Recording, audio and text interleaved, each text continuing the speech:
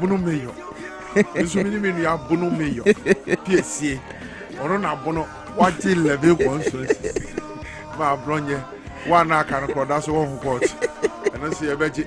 Well, what did I say? I did bia. Nyankopon ye bi 9th month and 1st September. Yes. Wow. I got 3 months. Now ye dey feel we kon awie ye. Wow. Fe so. And Nyankopon say. I got 2 months na me dim birthday. Oh sir. What dey kesia? Why ye. Ni a chenso ochina obeye. Nyam ka osuru nyame. What dey kesia wa ye.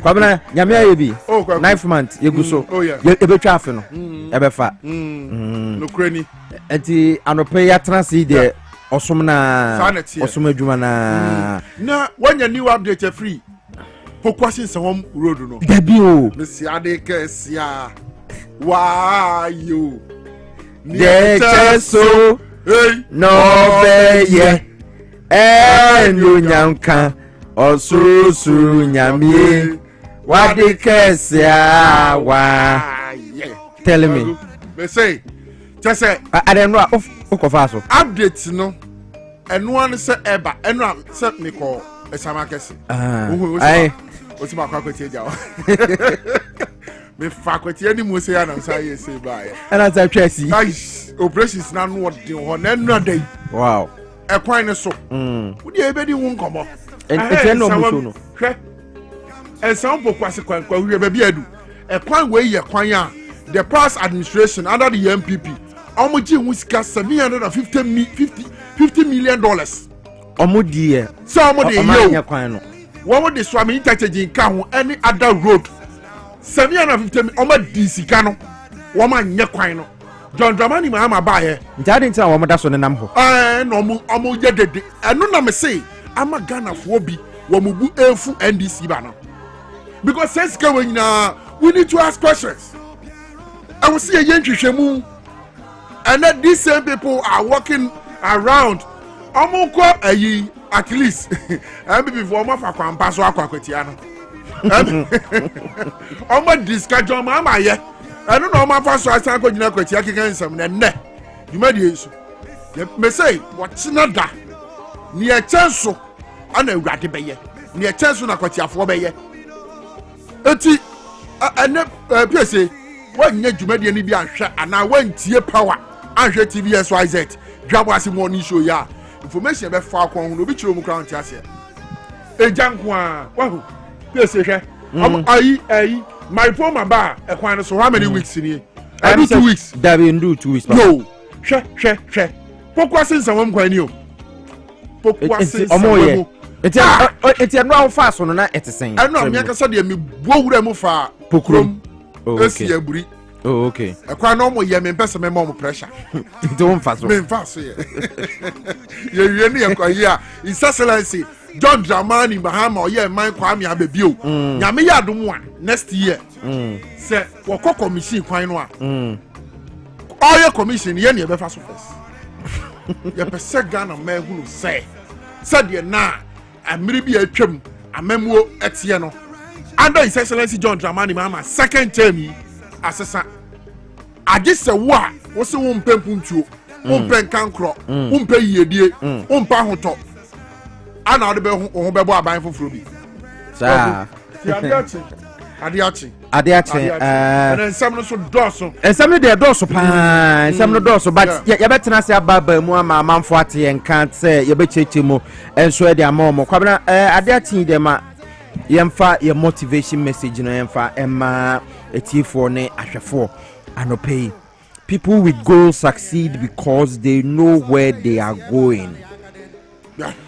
People with goals succeed because they know where they are going. Simple and titi. Chim. Oh sorry, I no pay. When you swadi hune si when you so. Baby a unim se wo kro. Ejuma obaba ye. Eti wo free fear straight to SYZ. Wa ba betina wo be ye ejuma. You are with a goal. Yeah. Nipa bebre asori and me go anope ene se meba betina ha. Na sem no ya chire mu ama ate. Yes. Eti me ba no minim baby a me ba dada. Thank you. Nti se woni go dia nipa bebre nso wo ho anopa yi age obi frɛ no oni akogya me ha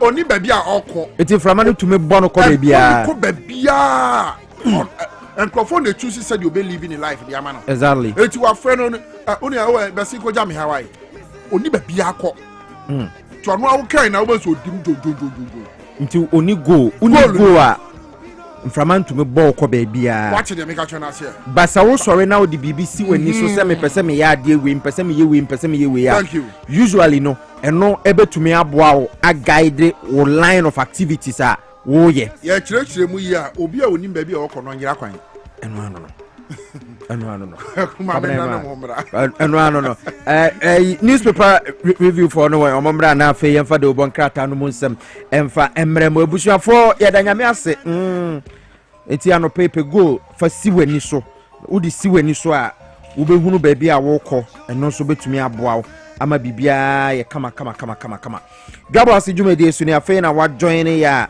yɛ ma wakyɛn ma wakɔ aba bibia bɛyɛ fine bibia bɛyɛ fine anopai asadakese nkɔma Emmanuel Owusu na Emmanuel Opoku omo na ahyehyɛ dwumadi amede bro.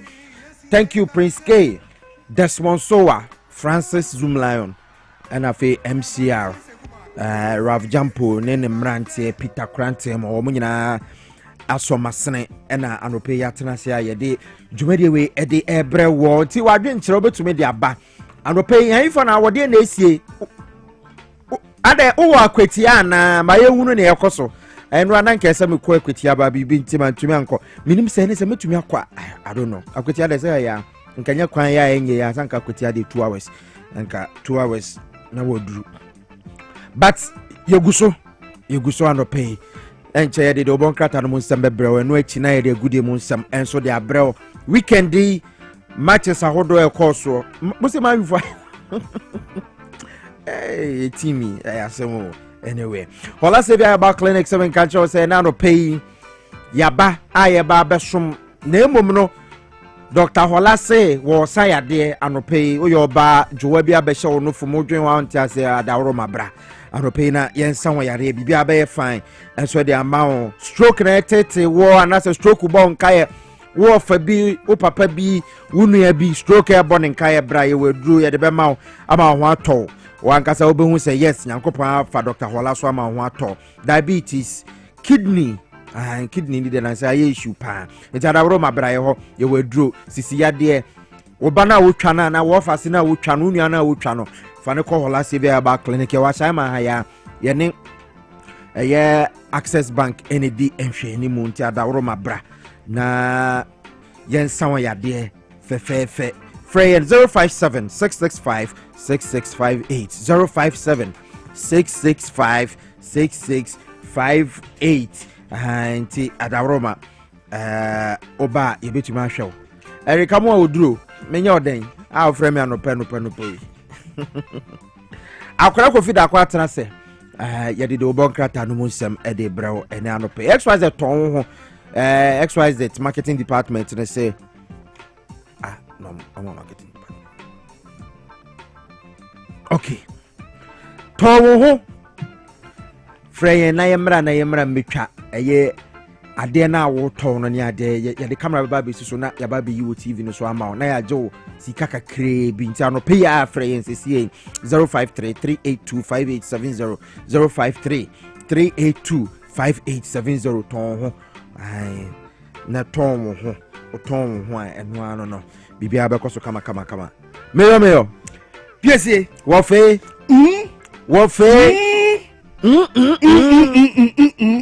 bibia boko onyame adumti na first September mo ochira nkola ni bebie school abofre bi na oko school na wo ma akwan na obi say that be na mo be resume si 7 September ochina ebi mbebie na ebi mo so abie 7 yeah entido na Monday enti awofo kwa kotua school fees elo de moya den am betua bra moya den ya mo betua school fees ne de lovely o se wo de betre betua ni nyina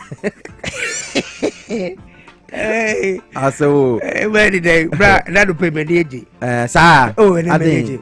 Oh, manage because and then me wapumuding. Yeah. Nyame adum. Yo, and then me wapumuding. Manage. And not chance nyame adum akwetia. Na wan kwa akwetia ni bi. Na ka say me call but bibi be boom. Tino. Akwetia. Mwanko.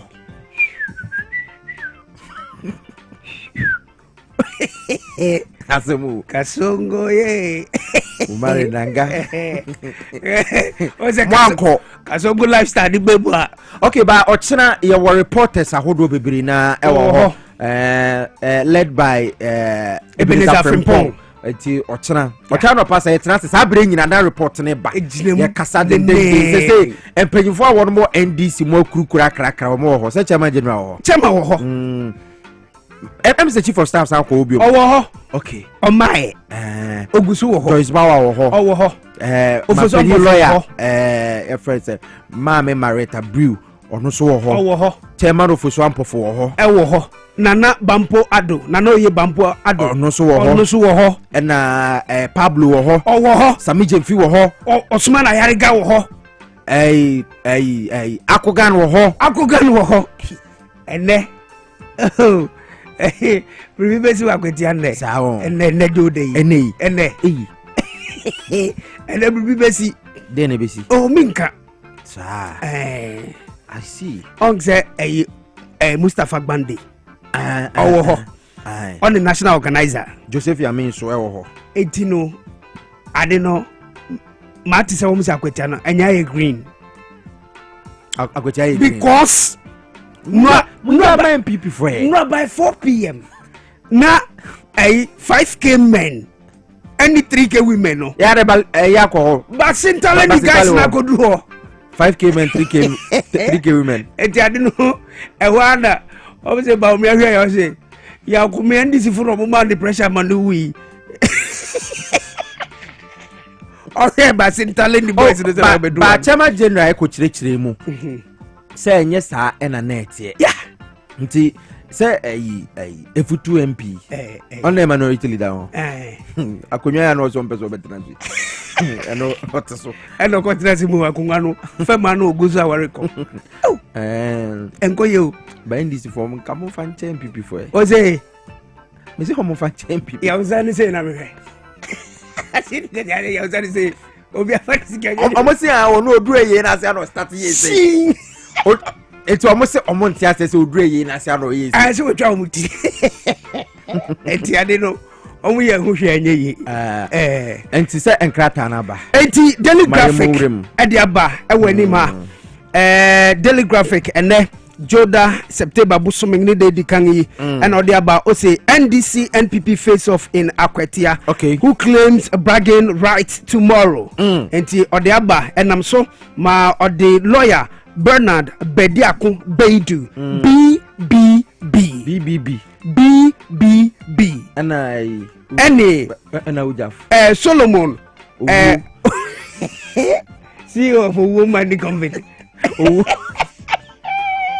and obenyewu eti general ko twa uti ase unti ase o woman company na general so ne obekum preko so menti ase Solomon Kwame Asumedu ode ono nso ni foni aba wa owuo ene o tina yebesie ni ode ni foni aba wa daily graphic mu because adeno ba me ni akwetiafo anka ade we say NDC enete so sabai bi to so na se ba elections ba no kwan se wo ko the other side o nya sa unya hwe o nya sa unya hwe nti wo mo enyire omo na omo nko join ni NDC se na be ya wo makwan ye be ya ma wo mo obrempon krum no ena ayi Michael Ochirbefi o makwan nyenyenyenye why then o say so china NPP for win ni seat na obe resign as a member of parliament for Dwaben constituency we put man oba be kase political talk onya na so so be lose oba be kase political talk enti daily graphic de hu samaba e wani ma tuaso wo kratafato so bi sante na de unya bia obetumi akenkan asem foforo na no pay daily graphic e de aba o say government moves to revoke forest mining laws say you movie ye papa yeah on say I say obetuma ya mining 100 meters away from show e dey nsem hunu no maybe eye abangde down no dey buy say ye betimi akoye nkwai akotu fema gudi no abanfufura abe no with acting minister for lands no substantive mom le mom acting minister ministry of environment mo yes wa correct me Emmanuel Amakufibua yo na ode aba enti ehun sem Saturday we na say repealing it da enti omon konko yim free ho na afei untumi nkonko ye mine na wonsuo ho na starting I think say government to make a bold step which is commendable. I say to me boy aban na baso this is what Ghanaians are looking for. Eti say you start free wa na afei ye hu baby aye ko enti no okay asemfu frana no Piesie daily graphic dey aba and religious leaders jadi suma horo a wo mam and what ye futu akwa ma NDC ne MPP se ochina abato no won hwesa sumdwe betumi aba wakwatia asumdwe baba biensi enti yi ni semfoforo bi na no pe daily graphic de aba mamenko the daily democrat won se mofu panin William Sapon William Mwache sa nsema ye kan se Amakufibua tu ho na revocation of LI 2462 no and no pe daily democrat de ho amanebo aba enti minanko sansem no mu biom na asemfofo na no pe daily democrat de aba o se Julius Debra launches school farm initiative ena no yawda no na se djumadi ba so wo cry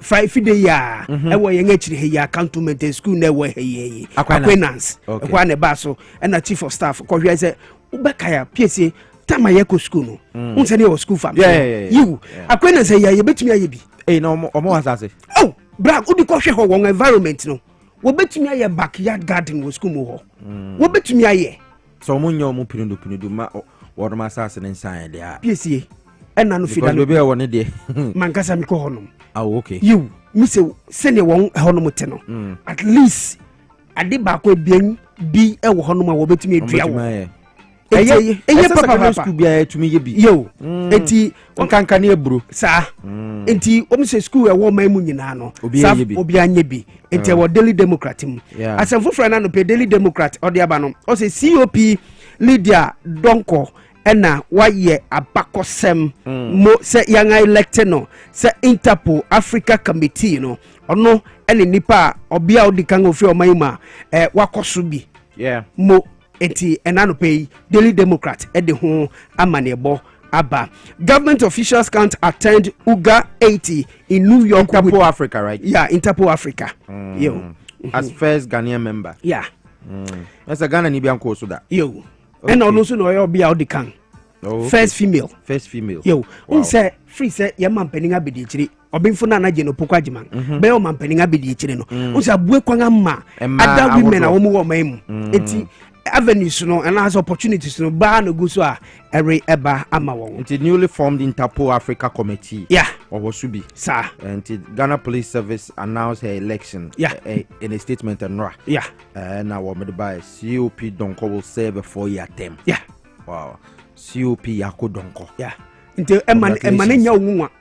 Oh, enyame obeye police dom sahene a enyame yo oboy djuma yo oye djuma yi pa na say criminals no watch rom pa say wo fa phone na wo de aye call afre obi say brare enko bokro no enkoku wo be wie na police fo gina kan no wo ya mo se fa bra you know ti se bonefo sem bi wo tirima ajai o chena akwatia say yo ochina wo de ho ama for mechiche mo man say national security operative Mr. Jakpa, the Jampalizing man, he's operating over there.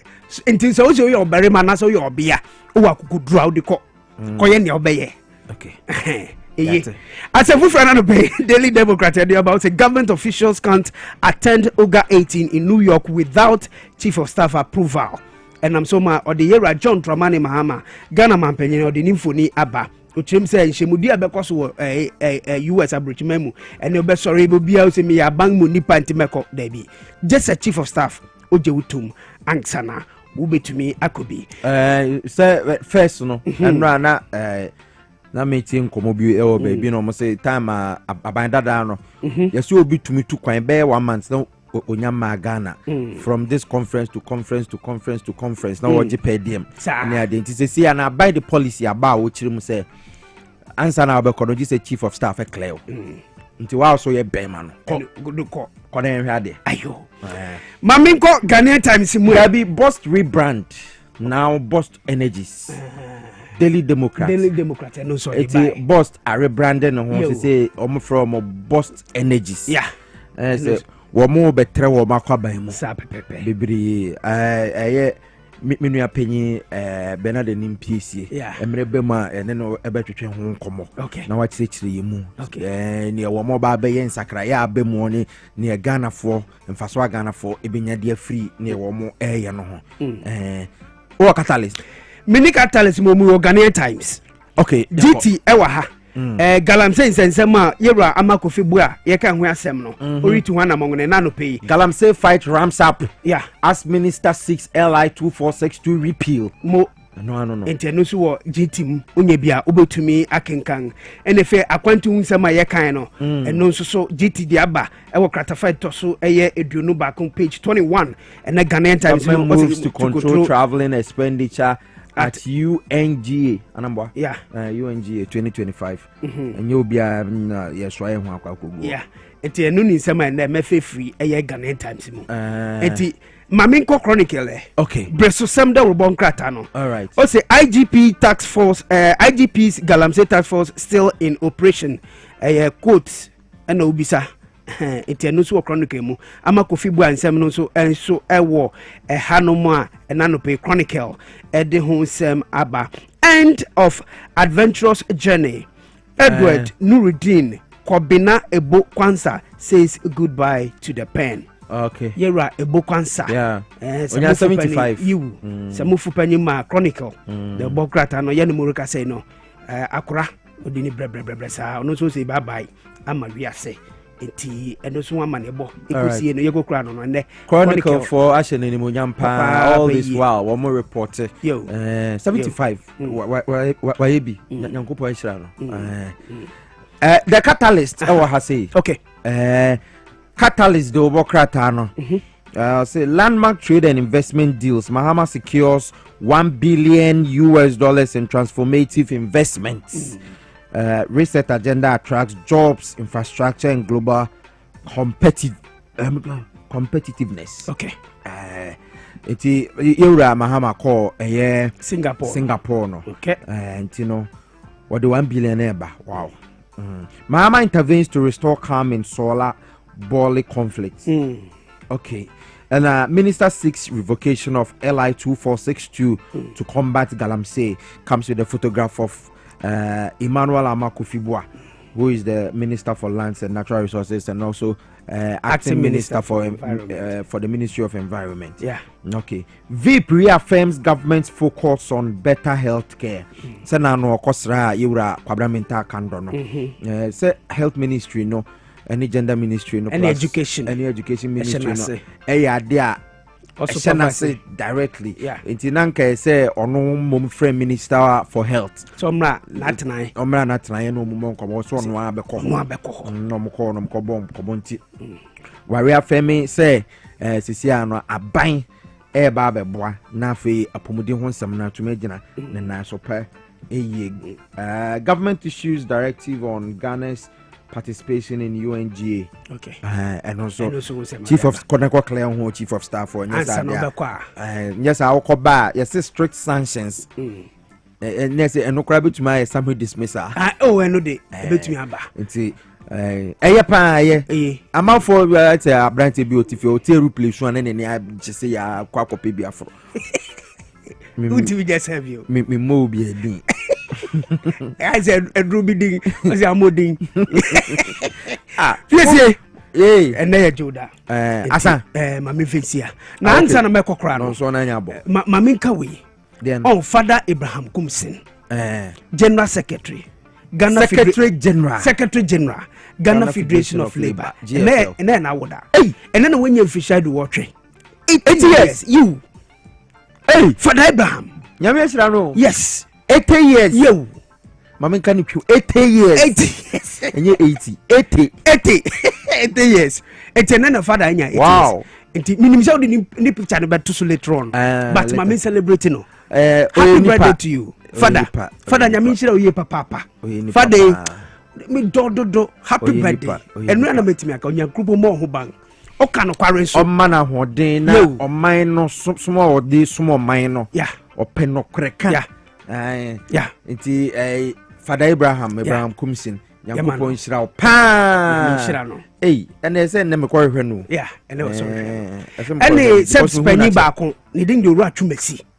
O watema. Imanachi. Only chema Judah. Tema community 5 Kaiser. Only who can lovely. Sorry. Minu yankwa kwetia. Ene. Yankwa kwetia.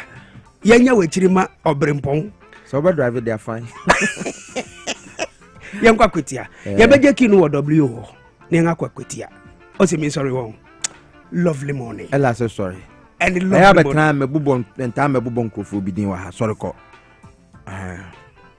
Sorry ko. Akra ko fi da ko da tell kan so de obon krata no munsem edibreye ene anope. Ya de gude munsem ebremo. Medimosis Clinic and Herbal Center Ase anope. Men kanchira wo say yade bia tete wo diabetes, prostate issues, me offer me papa awutemi ko check your prostate or prostate center ho abekwa ko check what the 40 years kwa sabi na say wo ta check your prostate na prostate cancer cancer ta kuma bi before me mapa ntimesere wo men ko cancer statistics no ho anope hypertension, sciatica, typhoid fever, malaria ni nyina ye Medimosis Clinic and Herbal Center. Yes, our dental clinic or obi wa ya wo no onko dentist hoda. Kone ko check osen. Kaka tetel ko wo mbetumi aboa wo. Ye wa dental ye na dental police aso ye no ene din hwe ani mo e won kran ha. Hona ya so ye kese pa na wo. Nti wo firi kofori duane ne mpotem wo firi so manya dodo wa munyina mo mra ho. Okrah Central ayo ministries Ghana Highway Authority for yard num ho ASL building num ho na ye ho eje kojo temafo nyina ho na mbekọ ye ben school for the deaf no na fe Kumasi for ye bekọ ahenema kokobin ti mo amwo kotwi nkuranza na anwan kwanta Santa Sia Pri munyina mo mra ho frɛ 0244 068447 0244 068447 Dr. Benya time na wona wo abo enkomo kama pa ebra so say de agude mu nsam enso ede bremo ewo ha sei ewo power 97.9 FM kojo fosu de fandi atena se.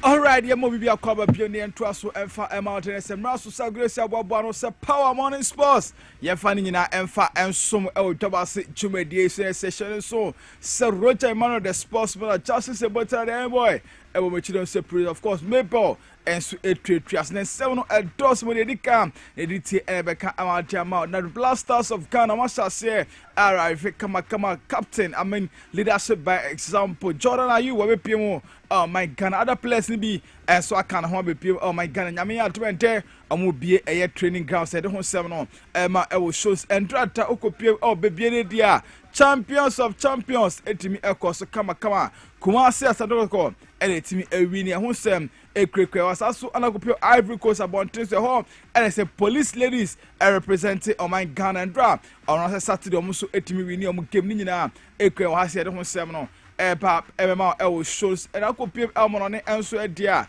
Chelsea the Blues etimi ewini Manchester United omasanso ewina so menya another first win of the season and afi ukopio Barcelona abo first draw of the season hunsem ekrekwe Alexander Usyk akopie mu enso Liverpool hunsem nyina ekrekwe na me am this 7 Premier League I'm sorry the prince himself F to the A and DY Fanti but me share sana say na me fama me share say the free the Black Stars of Ghana akache ho and I say okopie mu dia another and I say coach Otuado Etonsa and the free players so me say aka enfama on my Ghana and they say nyame adro Thursday be ya Ghana ejina kwano so woni Chad ana ebo eno ni nyina World Cup qualifiers a ye be bo e de akoyanim ene size no the 7th match day 7 and match day 8 match eba be boss ye bo Chad we be returning to my Ghana na nyame ya next week Monday na no so ye de secondly match no and so aba hye so no ye ne Mali ana ebo no ene coach Otuado ejina so etonsa e de for 24-man squad so mo repie mu my Ghana na say training no fan hye no bi am repair sin e be ya league matches na say match qualification match e be bo no ye betimi aboni nyina pepepe kama ho no ene say okopie mu dia Endrata ene say captain for the Blasters of Ghana Jordan Ayew ebe piem my Ghana mu kama I said no leadership by example or no ye free collab no no edi kan etimi abofta say ono etimi piem Ghana no other players ni bi enso asha said in echi awon so be piem my Ghana mu de okopiem de apprentice ni din Eddie Antonson after so born game Saturday we ya or share Tottenham for no Alessa Branton asanso wa back abi piem my Ghana Sunday na ana otimi by transfer semenyo enso atimi abi piem my Ghana ana fe Joseph Tete anan ono so aba Elisha Wusu e wo ho ana fe Jonas Ajete ana fe Gideon Mensah sa players we mu ana etimi abi piem my Ghana se me ya tuma ende Accra Sports Stadium ana Ghana and then the first training ebe preparation no ebe team I share so kama and so ede amaneno ukopiem na penifo chema na training ebe cost no ebe biemu ede ama fans ne supporters ni nyina se omombra no mutim mehwe se na ebe ya bibia ebe to no hu se players we na se training say ana Ghana against arehemu ewo mu na Ghana hwe nim se match so be bono betime win okopiem e charge nyame ya adoma eye obekokopiem nyame ya Wednesday ana okopiem e charge na se Thursday match no team I share so kama se Ghana area no a next we returning back to my Ghana na Accra Sports Stadium and also on Mali ede abonyame ya to na Ghana etimi we need too much so na say Ose Ghana ye be create ni man say qualify eda kopiem Mexico USA and Africa Canada ho and say the World Cup 2026 no ebetimi akoso kama ede ho nsem no enso ede ema show no so ntie mfiri no ne nkopiem nsem foforo mu ede ade se okwa the Ghana the Premier League and Women's Premier League winners no champions no police ladies for some representing my Ghana and so Ivory Coast nyina qualification match or ball into the CAF Champions League for women's and Women's Champions League and no ebetimi akoso na no and some ball qualifies in medical first match second match and third match and Saturday at the omutimi one ASCO ladies for a team ball kama we are CNS okopia police ladies etimi mo this time around echomo my couple polemiensa team back the police ladies for qualify into the semi-finals of the competition. We sheni so met me a qualify no kopiem and so finals and so hona ASCO ladies for no ade so mo free Togo and so met pm tournament na se kama police ladies for echomo bom sa goals no and so hona ukopiem a ade se ma qualify no nyame ya tuma Tuesday echira and so semi-final game no pass omone ASEC Memosa ana ebo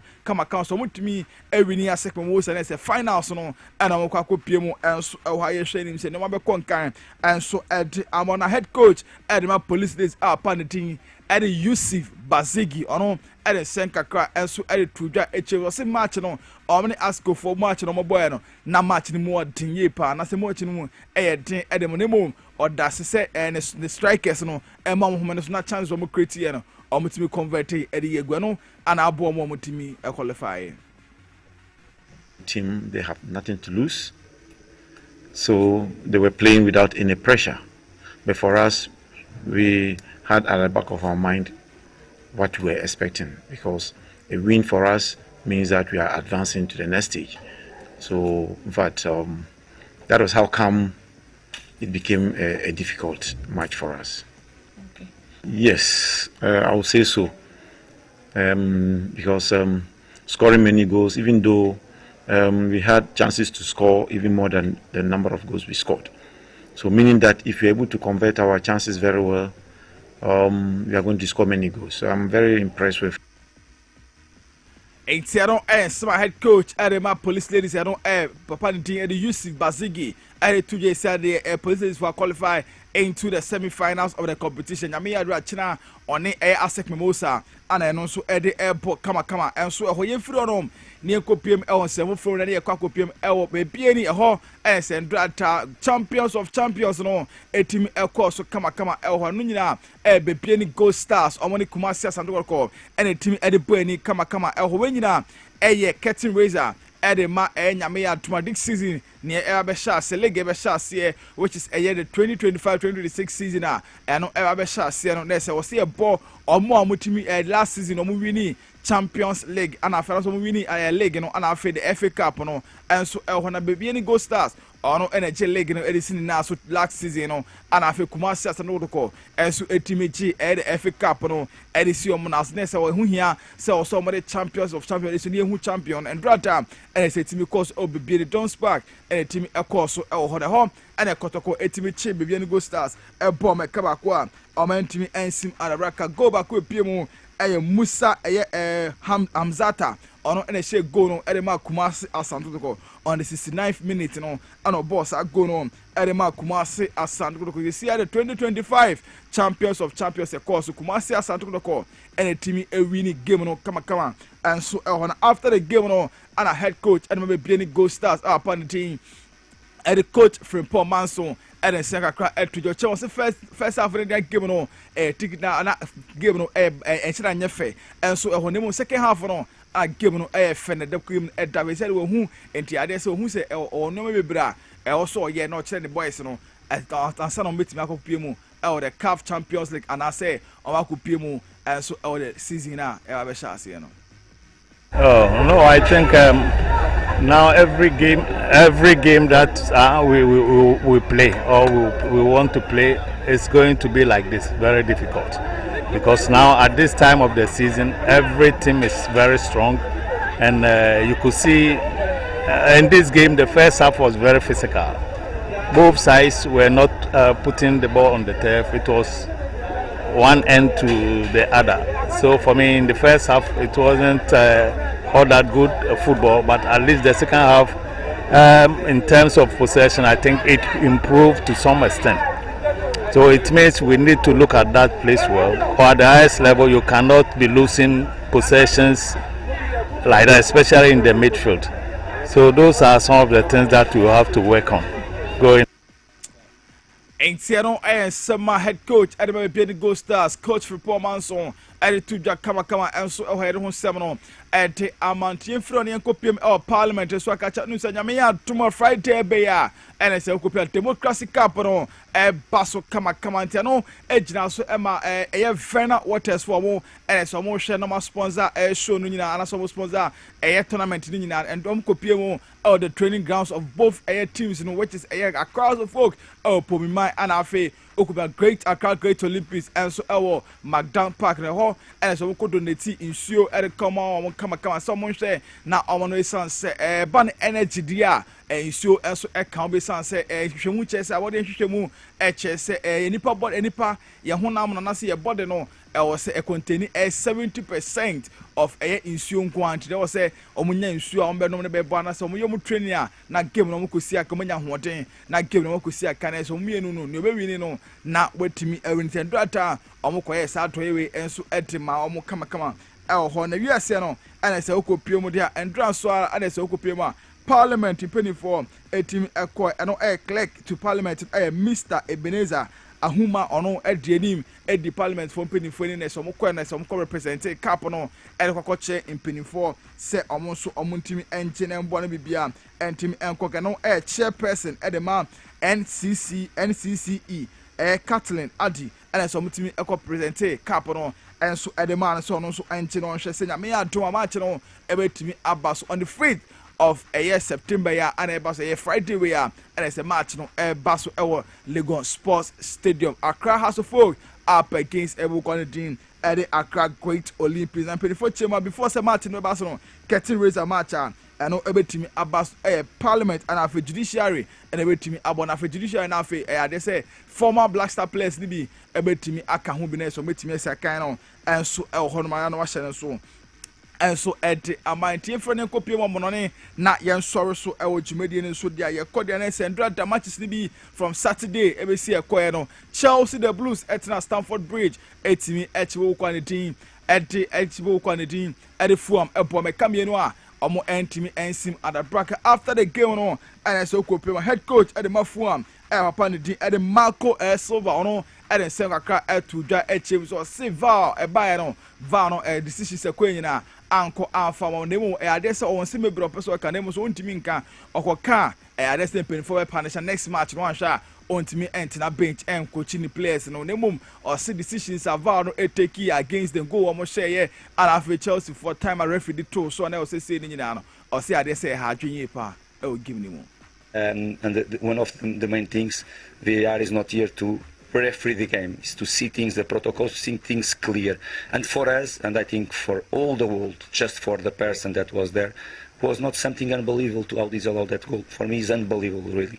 And of course, after everything is story, you can talk about many things. I would prefer to don't say nothing more, because I will be punished, and I want to be on the bench in the next game. I don't want to pay fines. I want to help our players, but it's being difficult for us this start of the season with so many decisions that doesn't come in our in the way that should. That is our way, really. But it's what it is, and let's move on. Entiano sema form for head coach etu editu dwa yare ho sem ade amana Manchester United see the winning track no amatie si so kama omutimi chi Burnley ebo me kamiensa ama Burnley etimu mienu pe enso ho no ana wie ne head coach ade Manchester United Ruben Amorim ade Piesie Okrah etu dwa efom winning ho. Important thing is that we were, if you take Wednesday, we were more consistent in the performance compared to last year. That is a good thing, but I'm not thinking about turning point. I had this conversation with you guys like 10 times, so I'm not. It's day by day. I'm happy. We return, sometimes playing well or not so well. We return a little bit the team that we should be, competitive, creating chances. We need to score. Sometimes we block the opponent in their half. We press really high. So we have a lot to do, but we return a little bit to our level today. Entiano head coach at Manchester United Ruben Amorim ede tuja kama ho sem ede ama transfer window ba kumienu na yen sorry so Alexander Usyk ono sisi ade Abrante bebia no person ko no wenya akoya Liverpool yin ba bokelo ne ho na Abrante ekokosi akan enso eho ukopia escape yemu no 130 million pounds and it's a team ekoso kama and so na goalkeeper at Manchester City Panitin and Abrante Anderson you see the Abrante no ekosi akan at Mafena Bachi and so hono so siketi mi PM no 13 to 14 million euros and the team epim see the Anderson ekosi akan at amawo quality at Fana Bachi na omuchema Man City for chema say okodia na say the Roman and some kofano at abesi akan and so at Amana Emi Martinez Esiakan edema Aston Villa no so atro akona so den sema koma Aston Villa for say ade so munjano na omama ne kwesan so Esiakan edema Manchester United and after Jadon Sancho so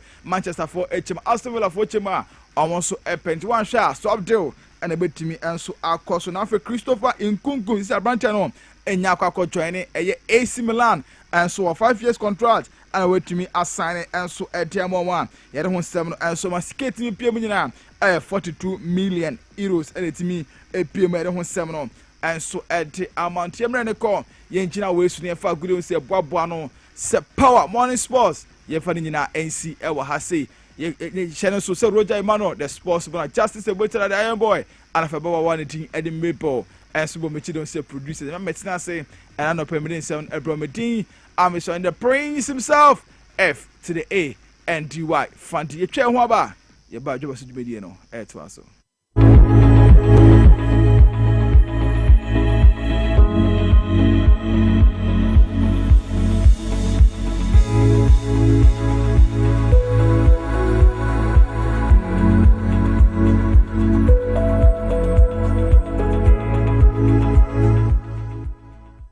Obrabo eye adwumada eboa eyam aduane eboa eyi insa free ni peduanim na eboa woni pedua ma etena ho yie nanso wonim se niema a yedi na yenom timi ma brebo ye adwumaden sen pote me hunda me brebo ye adwuma pa e bia se me ntumi ye bibi boa me brebo ani And going to what the left here from the Moses Clinic, we have our center about herbal food supplement. What says it? Pa the barber, ama a year Jumayi. Now, any Juma. Fatopa Yenu, and no pani and you na eboama obrebo ye dwuma yi sene be ya ebetimi anyam aduane awodi esiesie ni peduane mu eyi mu finsin yi eno na me brebo kia pa Ubenya Left Kid or pharmacy, herbal shops, ne supermarkets are ebeo. Sa wo pedudo so etu a.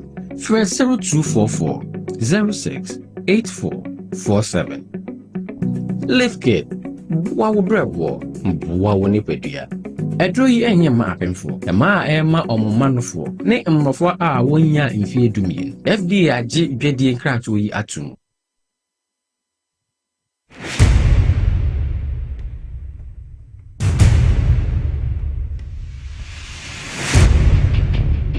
The average human body mass should have at least 60% water for optimal performance in any physical or mental exercise.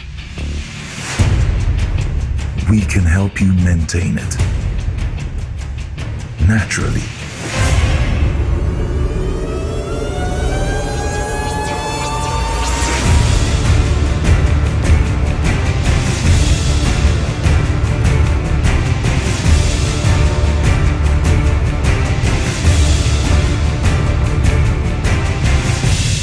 X Natural Mineral Water. Simply natural. For bulk purchase, call 0596 273 546 or 0596 273 547. This advert is FDA approved. Na ede na ya obayi a oda forma so ne yafunu emunumuni. Oh, Mr. Entry, also yare ya titi me ben fie pi nanso ne yam nyono da. Se me chew no ahodo amato a me hunu hwe a ebe ya nwanwa. Menyi ni se what ulcer tamfo Hexa capsules any Hexa mixture yanum bom kutia ulcer no bia ma no anom. Anka ne ho ato no dadaada. Ulcer dro de eno ne Hexa capsules any Hexa mixture. Ankom ni nchiremu. Ulcer ye kura eto yefunu ene ensunumu. Etumi a wo yefunu ekeka wa. Wogire ho a enyi. Ulcer etumi ema wo ye cheko ebra wadidi awie. So how eye ulcer de a compare Hexa capsules any Hexa mixture nanum bom na ho ebeto. Pedudu etu a ko okanshi drug lane Kumasi Dani Herbal Takradi AA Mensa Anafre 02038228855 Apefo abatan ya woma won mofra no fo ene mofra woni mfie dumienu enka ho Hexa capsules ene ne mixture ulcer tamfo edie age adwadie nkrato yi atom.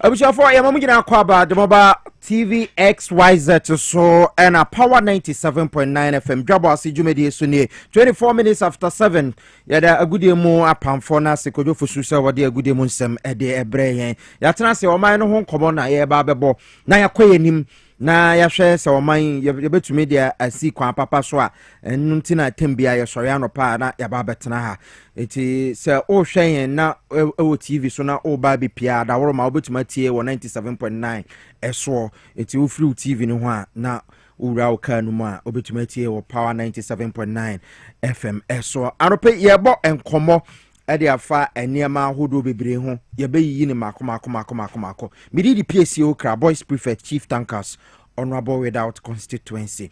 Let's talk educational consult. Testament controls and pay ochna yebi school. Tifa Banabra from 6 months to 6 years ye J in Kolano. Na ye yusu Montessori ne in the curriculum and editre en Kolana di in Kolana dwimu ebi pa near man Kolan di agro nyina ebi wonu mu adwimo. Yes I entrepreneurship, public speaking, technology ne arts urbano ebetuma kasa kama pa. Ye wo teshi nungwa estates. Teshi nungwa estates eho ena ye wo fa Banabra. CCA yina yenjeno frame Madam Time Bomb 0249 069 821 0249 069 821 ofrena wano ebetwetwe nkomo na afi oba no de na ba na ya kire na de Mamenko studio 2 na enkobo nkomo ansa na obrempon aba owusu bana hene ewo ha sei na Philomena Jemfi enso ewo ha owusu bana hene ye principal officer for investigation inspection and compliance. I post tin say ade. Compliance enforcement. The trying to teach you ice. Ozu akwaba. Yeah, minia. Who post ne wadodo ade. Yeah, minia. Honorable without constituency. Principal officer for investigation, inspection, compliance and monitoring. Enforcement. Enforcement. And the ice. Hey. Philo akwaba yenia bibia boko ya ben mic na mame masi bibia boko eda nyame ase bana hene anope ye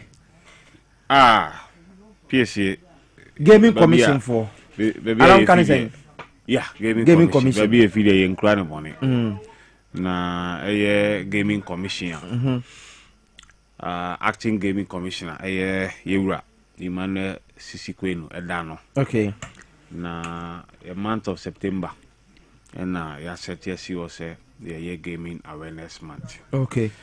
And ye baya. And nanti say ye chechere gaming responsible gaming. Me for the month of September. We have a lot of activities from a ekusi 30th. I be round the up. Okay. And ye nanti say no ye baya in grand bonnet. It's gaming awareness month no faden Philo. Okay, gaming awareness month no. Ye kai ye players say o kwa gamble responsibly. Responsibly no gambling no as it like gambling responsibly no. Actually say me fan say o ko gamble na e bia sikana o ko de ko gamble untimi afford it to lose men gamble. Okay. O ko gamble a set time limit. And moreover, so no say undi 18 na men ko gambling facility ho. You are not allowed as 18 below 18 years. You are not allowed to gamble. And I feel so. Piesie won't say any pani be your home more. And gaming no ankasana. For fun, entertainment. For fun, yeah. And yet idea livelihood. Yeah. But any pabidi or makuma no musika. A shame. It is so lose na kwakofa ensem bebre no ayede aba nti ye say playing gaming responsibly ni chese sanema we o playing as a fan no no ade ye wo commission enipa no bitimi ba say me addicted to gaming nti me hia self ban mo ban me nti ni ya issue letter ni ade dey call casinos ni online anya grow people are losing money. There's a case I'm handling now or Indian and also on a big player na nti they see on person be gamble biom enti no ye mano letter no fanko ai casinos no enti yes on one kasa hu say addicted enye chacha a game Piesie enye chacha a game na game na say game yes sir any was here ma kwan na obeye dey obebo biom so that say but we omo man kwan e man be boy e no say we lose over $40,000. $40,000. Yes, and now he wants his money back into gaming commission M1. But once ya man letter say ya banning from we no, I just an answer no. Odibi. Ti ehwe kwan operators no ne clients na nkasa no panta no be den be din sa wo so na ne sa be ka nti e wo mremu se obi ekobo game ni sa na se ne sika kodim sa ono atumi ba se omobium na mabo na ma na nya sika ye mandate no act na set gaming commission act 2006 act 721 e ma ye kwan ma ye monitor ye control ye regulate so they say a supervise gaming activities, all games of chance. Okay. Mainly a mandate. It's here complaint forms or honor and crofo back. When your problem, when your problem, no about feel complaint from not gaming commission a dear near one mom. I see. Now the air can say playing responsibly, no say. I just was who operate our license to operate. Okay. As I know na kodibia. Okay. So the complain be ba na say operator no oni e books so a license operator na one ya yentimi nya hwe ma no so that say okay it you call your website ya ye list of current operators ya omo license ya omo ye adwuma omo na betimi ni omo ye adwuma mo web address na den Philoma website. Okay, info@gamingcommission.gov.gh. And I say in case say why wakobo game wakobo chacha ni bi me to chacha gaming. Now why addicted now per se ye boawa what me for your hotline that's 0800 45 45 45 and that's what me friend was toll free line okay 0800 45 45 45 okay what's that me friend was 0274 698935 na obi ebe pick a call no wow I'm waiting me at service clothing ti game a wodo a ekoso e wo Ghana ha no na momo regulate ebo ase bia obi enkonya problem. Yeah, regulate casino, sports betting, route operation, jackpot, scratch, any activity involving game of chance apart from lotto. Oh, okay. And the lotto they are NLA. NLA. But apart from no the adebia ye game bia. Ade a game of chance. Gaming commission. I see. Gaming commission any regulate. Na Piesie yes set the month of September. This year so share you create a young idea.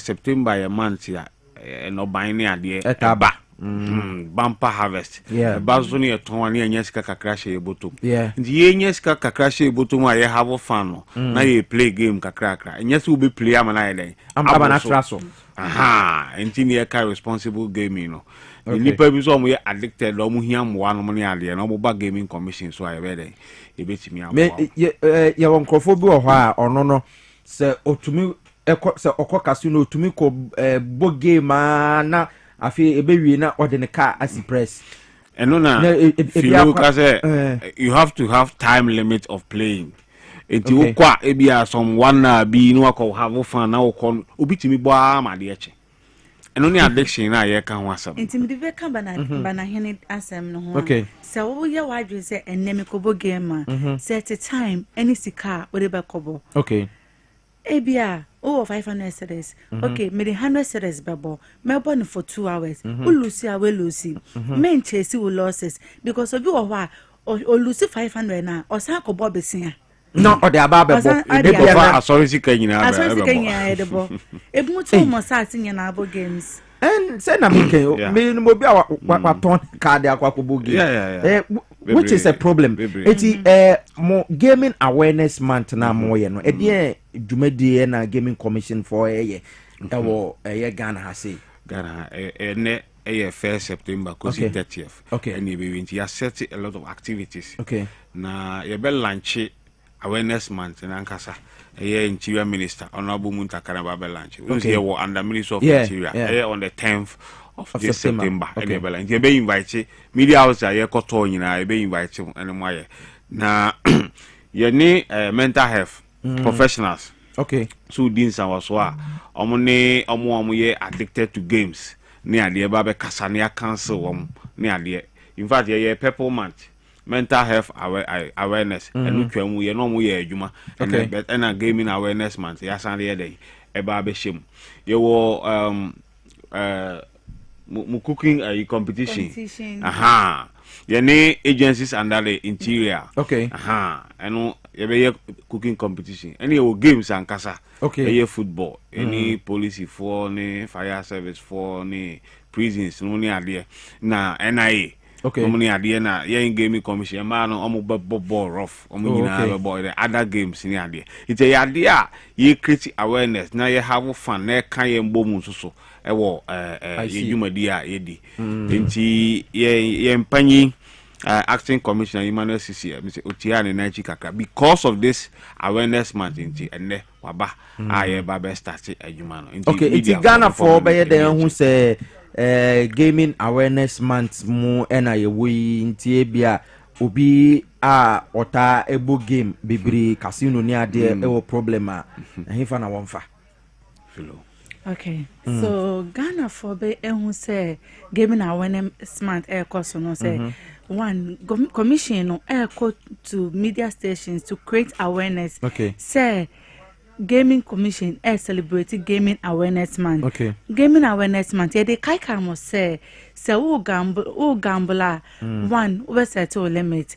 Ni nyama na ekeka wono. Okay. And the SIA so amount for be kai ne say we call your website you best send it bit about awareness no. You best send it better we be kai say okay say me ko gaming awareness and we be ka check me say okay mami Lucy me ko bo mami set mami Lucy ska too much. Okay. Me kwa ko so a me make sure say me set me time limit. Ni nyina the better to your pages ni so e be create e be mo ya aware say oh ye we ya and moreover no so no ye be call institutions like APAM say na me nua ne ka ye be call APAM. Okay. Kumasi technical on say youth no so be steady a mo bo chacha pa youth no e bo gambling no youth no youth ni pe gambling no ese addition no cry. It's mo be den na mo regulate say na be ya youth no enye addicted to gambling.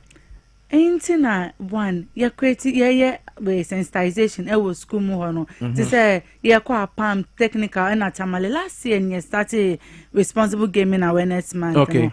And on ya ko schools ya wa cry any other regions this year so no ya other regions are more my ya aware say but unim ya nya no afiwe ya nya no bosomi nko ya wi a egusu de bia ya sensitization every day to create awareness. Okay. But month in get to see or say ya atwa so and ya free counseling on the 26th to 29th. It's wa ya addicted bia no o pick it to free line na me boy in 0800 45 45 45. Yes. Senwa. Oh no. It's honorable without consent. Offer to free line na. You be direct to baby a free counseling no. Okay. If you know why you addicted a Brian no be kasa. You be guide you to choose the right way path. And as o share so na e bia who say bia who spend sky be obi ho nim so why addicted but if you know who lose scam more just contact us. You be boa. Okay. Mate nti banahene Fabi ka ho na yen sorry so. Nti senior Piesie Okrah tintin ni chie nyina ne say. Okay. Month of September. Okay. Gaming commission. Aye share interior ministry. I say aye regulate casinos ni online betting no. Okay. E create awareness. Ama people do responsible gaming. Nye say obeye gaming addicted no money ade. Ye have fun no na ye pe kakra so ye dey. Egu ekotoko na Piesie enipa bi so omo adwene say amanfo yusu this gaming for money laundering. So that say anti casinos no online betting no compliance when it comes to money laundering ni nyina we are creating awareness for this month in idea. Okay. It's a packed activities. It's media mobile, it's mobile call rounds na money or more casinos no aqua so operators they are part of this awareness month. In the games in idea you know money. Okay. So that's it's a pass that.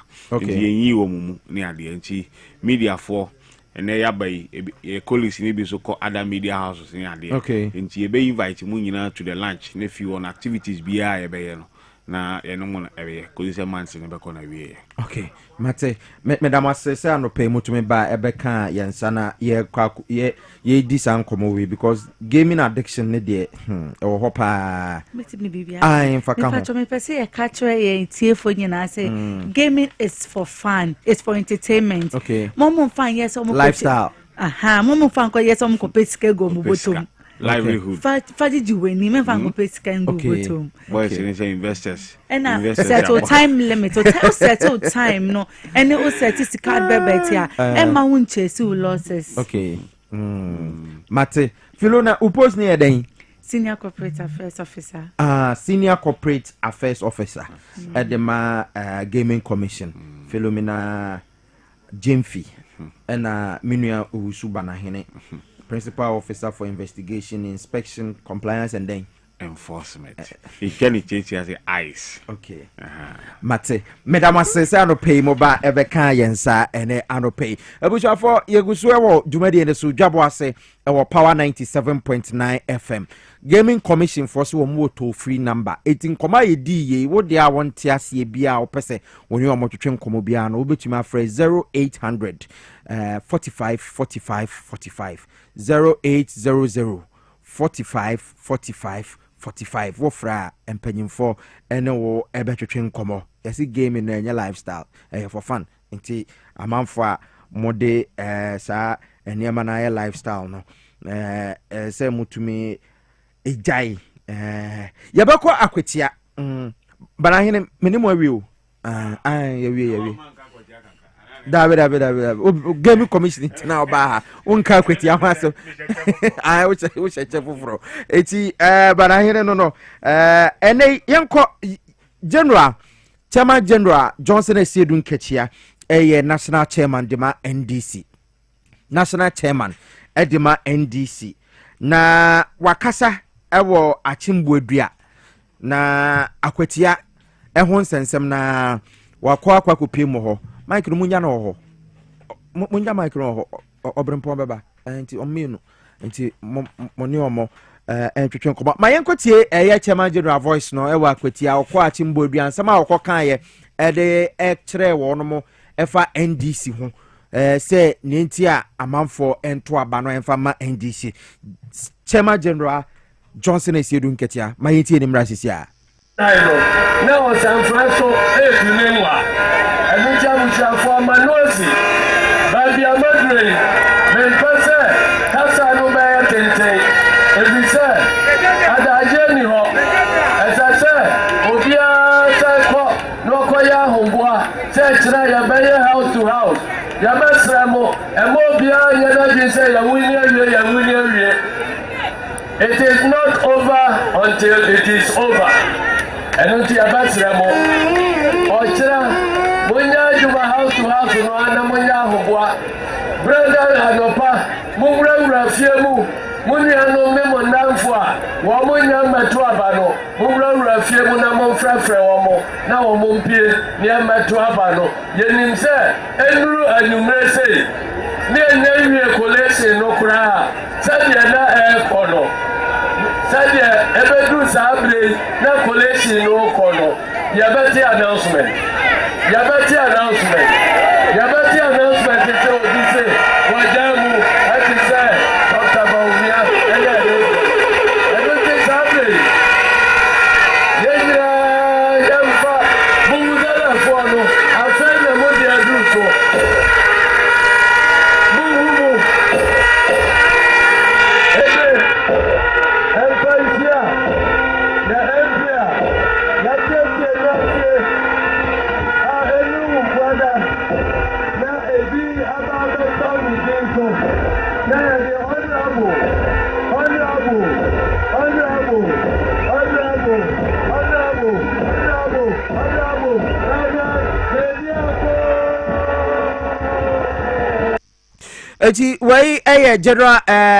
general chairman of the National Democratic Congress NDC Yoweri Johnson Esedun Ketia ena atimboadua eho na wono koye rally na wode Bernard Bediako edene kire se wono ena woye NDC ni mapa wono mato aba ma no se wonyina wono manamu wabra abato ne eba bekoso nyameboa wo kyene ena wote se wode ensem na etu dwane nti ehon sensem de bebri yebedi hu komo ewa ha se na mensaka menua Rahina Linda ewa ha se dodo na friend Vibrant waba be come nsa we social commentator ene no etwetwe komo we de afa akwati aba elections so Vibrant it is say Nyame adom na wo se me ho ye pa Anope akwatia ɛhɔ ayɛ gidigidi ɛnyɛ asɛm ketewa na say na wosi ho ɛyɛ ɔkyena abatoɔ no by elections no. Me, I don't see anything apart from a win for the NDC.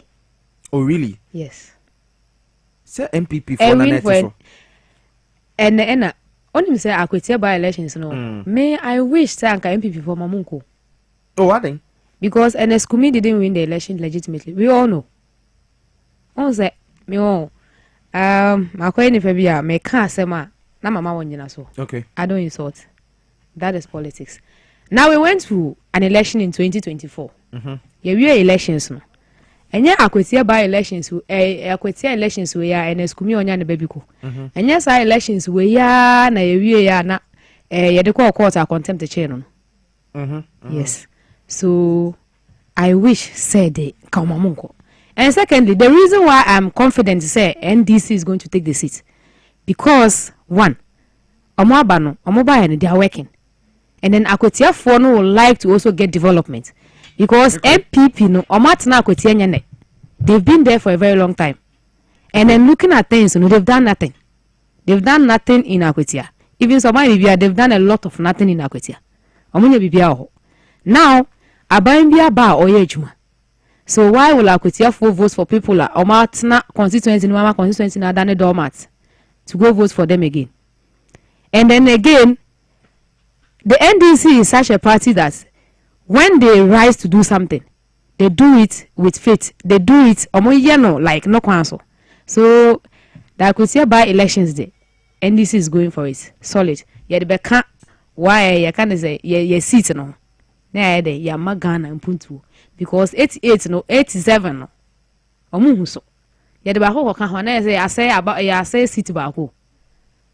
Oh na say na seat na MPP for the other that ya block makwa agina Akwatia omo de sa asem na ya na mentia se omudi nda so ana sa seat no omudi nda so ya can say Akwatia block makwa ya je ni Akwatia omudi nda so it's not for them. And MPP, if anytime there's a legitimate elections in Ghana, they never win the elections. They never win legitimate elections in Ghana. And the MPP have a record of rigging elections. Hey. Yes. How? Nyahotamaklo said it. Am I an MPP? Maybe you're MPP ni. Yes, upon Chinese friends who ask me a catch or say, or then to me where you need a Chinese. Nyahotamaklo is a leading member of MPP. Now I can't so much there. The elections, the 2024 elections, was the real election figures in Ghana. That was the real election figures. They still elections from Ashanti region.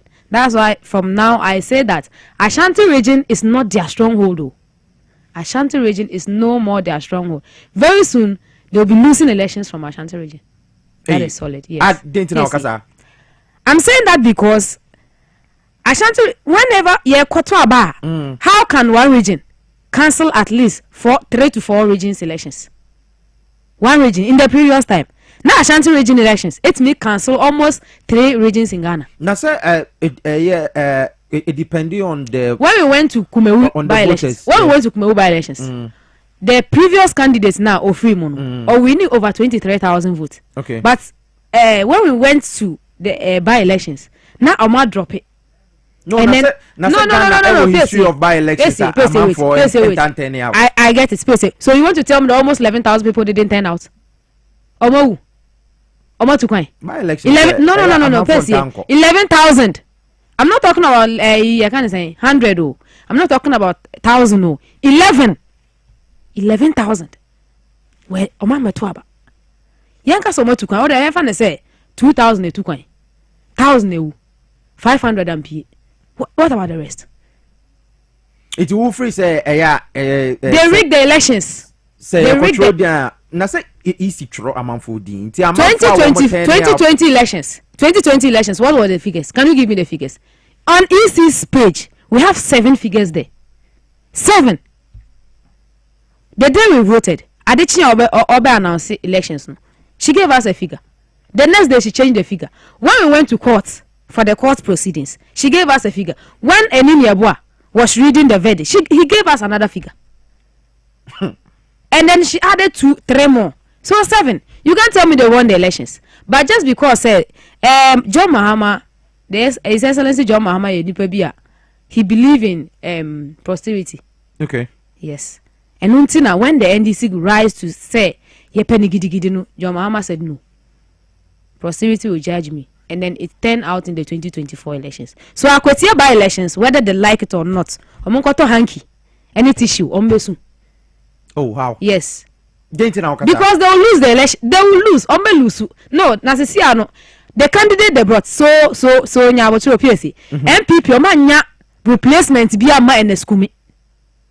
Solo na omonya Solo. I swear to God, if Solo should go to parliament. Hey, if Solo goes to parliament, they omontina no kasa. Look at when they gave him the opportunity about bekasa nipa ho. Like just come and give your come and campaign. Tell the people of Akwetia what Oba Obeye. Can you give me one campaign message of Solo? You can't. The campaign message of Solo make I say omu pia ibe omu bawa ebe bawa. Omu cheseka be cheseka. And who told you that? You start beating war drums. Na say NDC for the shiamwa. You say what? NDC for the war drums ni shiamwa mo say yepentokwa.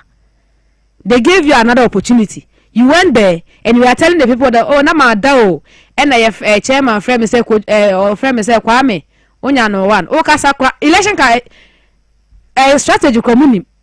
The strategy to even campaign they don't know. You are talking about number 1 and you are wearing number 3 dress. What they confuse why? So when he goes to parliament omontina no kasa and they are not going to get nothing because Akwetia for they NDC candidates no Bernard Bediako. Yeah. Kasa. Oh, Bernard Bediako, I don't know him personally. You see me, mostly I don't go into their personal lives. Because me no kasa, why should I go into your personal life? But politically, even if Bernard is somebody like how the Akwetia MPP for describing him, with the help of Asedun Ketia, John Dramani Mahama, the leadership of NDC, Bernard is going to do perfectly well. Really? Because he wouldn't like to denigrate the people of Kotie's vote. Bernard would like to do what? Bernard would like to make sure that Akotia have a better agenda. So Bernard, and then where Bernard is coming from, any party from Bernard is coming from a party which was born out of revolution. And revolutionaries, we are always ready for the betterment of the people of the nation. We are not coming from, and Bernard is not coming from a political party which have the history of coup d'etat, like which have the history of overthrowing a socialist government, which have the history of yebane to trasema. You see, Piesie, let me divert a bit. Oba Ghana, asema de bi omota aka ne say JJ Rollins wudini. JJ Rollins would NDC for to trust him. That's the word they always use. Let me put this on record. Yes, JJ Rollins came out of revolution. Or you could better now so. But they shouldn't also forget to say there were 3 coup d'etat before JJ Rollins. Yeah. You can't to trust them or mind room in elections and your MPP. Because MPP is not just make us a member MPP abakwasama. I have FM. Because the abakwasama of MPP is not just MPP. MPP started way back in 1947. The Aborigines Act right. And I'm free one by UGCC. The UGCC, when they brought Kwame Nkrumah, said Kwame Nkrumah may the secretary of UGCC. When Kwame Nkrumah came to Ghana, he realized that the people, no, my friend, no, they are not who they are. And then when Kwame Nkrumah was trying his very possible best to say, let me decentralize this UGCC, they were not happy. UGCC was made up of a handful. The intellectuals, and MPP for me a book long. They were made up of intellectuals. And then Nkrumah and Adrian says, so if I would jam or mania, and your mining Crawford, within less than a year. Now Kwame Nkrumah have opened more than almost 500 branches in Ghana. They were not happy because Kwame Nkrumah was bringing the people in Ghana to do what? To also help in the whatever we're fighting for. Now Kwame Nkrumah became the president of Ghana. These people, JB Dankwa, and then when I was coming, when I passed around the Dankwa circle, I was like, what is this?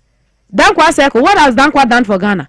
JB Dankwa was the one selling informations to the CIA. When the CIA wanted to overthrow Kwame Nkrumah, it was JB Dankwa.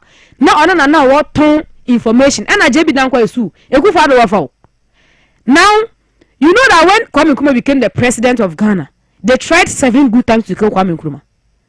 They started with the silent shots. I'll always say this on record. They started with the silent shots. When Kwame Nkrumah was on his way home from the Flagstaff house, they didn't get him. Now they traced the man to Kumasi when he was in a rally. That's what we call, anybody can go and check. That's what we call the Kumasi conference. They shot a gun. They didn't get this man again.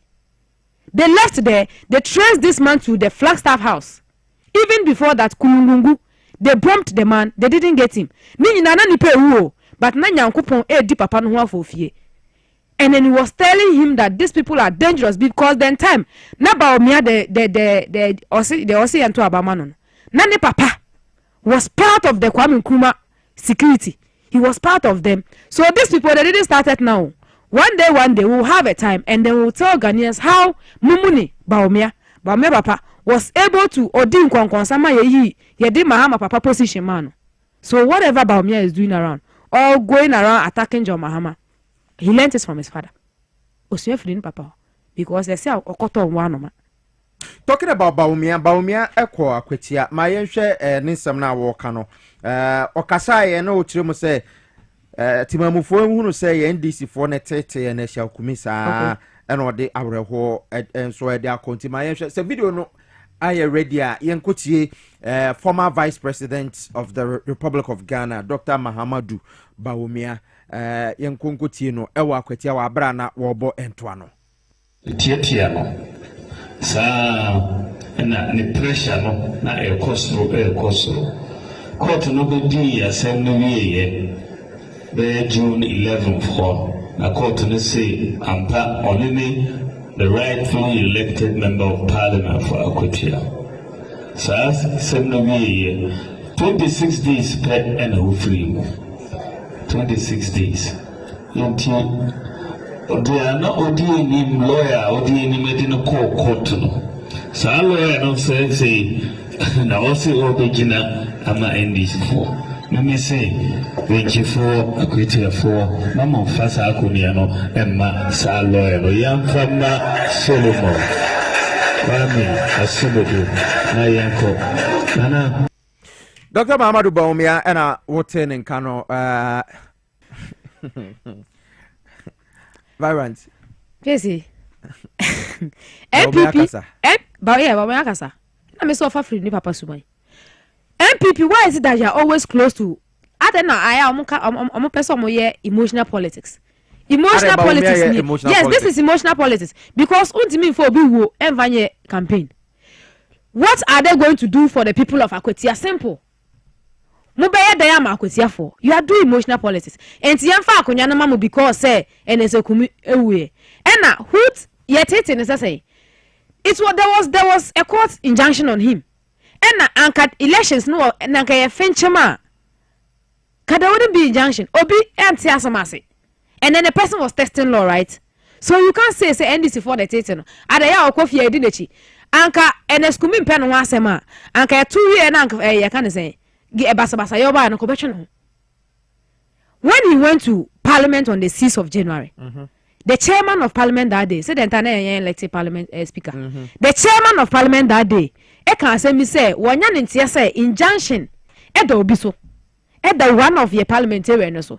In order not to cause trouble no. Ebe and I say he wished to inform said that Andy Pakrono. Yes, on channel. After your marking, sorry. Eka say and the school to me kasa after marking a casamano after marking sorry ka say he wish and no be penny say they should swear him in illegally, then he will face the consequences. And say the regional quarter is there a problem? Yeah, the regional quarter because your leader said they should swear you in illegally and you face the consequences. So he face the consequences. Say kasa beka say NDC for na tetena or free him by no be enya takwa no so mo koye no mba wuye nya mo na mo de ne koye se ye na yaku ene skumi a hwan mo na ku jonkuma hwan mo na ku JB Dankwa.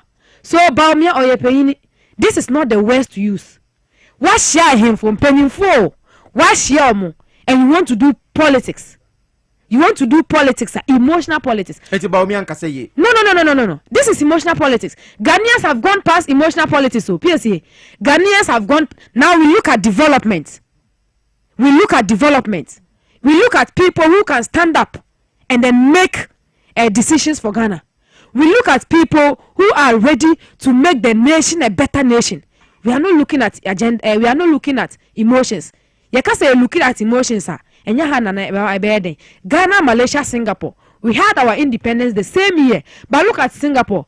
Look at Malaysia. You cannot compare Ghana to them because they stayed out of all these things. NPP has brought the country down on its knees. And then they are still making noise. The way na MPP for Bebu Ghana and na Ojina Swaka senti Akwetia for yes and Twabama Emma NDC and Akwetia for Betwama NDC because Akwetia is ready for development. Say Enkanen and now they were not ready. This time round Akwetia is ready for development. Oduma Akwetia pa. Minima Akwetia sir. And minima Akwetia sir, but I know the ruling party which was ruling by then. I'm talking based on the ruling party then. They should tell us Adi Omaya Makwetia. Even Ghana as a whole. Baumia is saying to Abama MPP candidates. Or no Baumia. Does he have that record? Baumia now he doesn't even I see it politically, morally improper for Baumia to criticize anybody. Hey. Politically, morally, he can't criticize any political party in Ghana. Because they gave you the nation. Baumia not a vice president too. Baumia not a vice president. Now I na edimate. No. Seka your mate na seka akọ. Na ka na kwagina baby anyina. Can't you tell the driver? So driver baby original ye. Why did he stay out? And I often play blame games. We hear Akufo-Addo ama. Say Akufo-Addo na here na no nkan. You see them? That is their terrain. That is the MPP for you. To trust them, they are number one. Yeba betrayal, they are number one.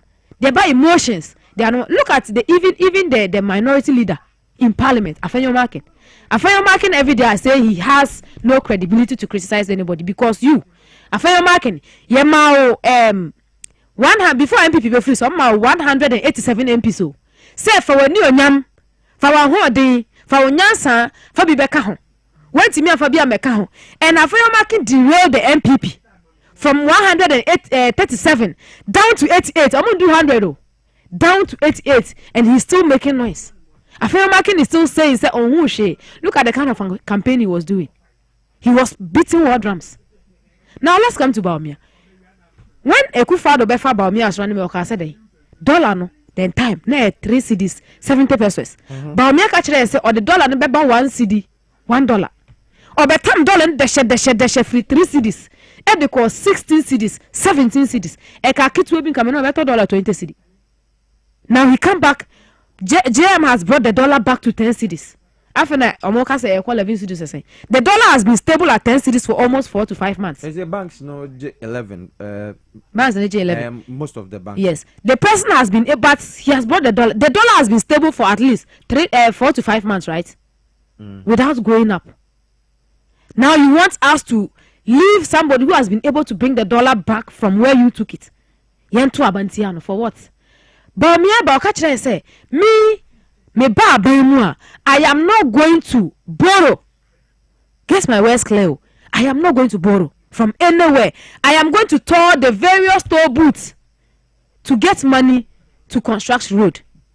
But me ba Piesie adeanchi ena mu akwata the road minister o good toll booth in one fan parliament. The arrogance. E-levy. Yes, so I arrive on that. On arrogantly, we're good rotos. One fan parliament. One sign respected the parliamentarians. Now they told us that about the e-levy ba. Yet the e-levy ba yem ko IMF. That was the word. We are not going to Canada, Japan, Kebi. I'll come to him. Yem ko IMF. We won't go today. We won't go tomorrow. They brought e-levy. Ghanaians, they say e-levy yen to me because Baumia na TV so can say we are not going to tax mobile money. Now you come to tax mobile money. You come to tax e-levy. Ye kaya mo say IMF inti ena mo di e-levy ba. O mo di e-levy bedru ye Piesie me na we wa ha. Ghana for ko ye parliament e ka to mamento. Ye can't say beto aba. They went and picked the chieftaincy minister then. De ne bayo. Nipa na wa yare. Eti area that the not to ambulance him. All because they want to tax Ghanaians. Friends, Kojokum. All because they want to tax Ghanaians. Mo pasi levy we ade chi mo ti IMF Okrah. Mo peska. Akobwa Ghana. IMF na mo se mo nko no. Levy sika na we hin. Mo sa de IMF pay so. Me na me ya say MPP for ka say Mahama ba ya 2 lights bill. Lights bill ya 3 months. Water bill ya 3 months. Ni na free ba o me hyehyɛ ye o.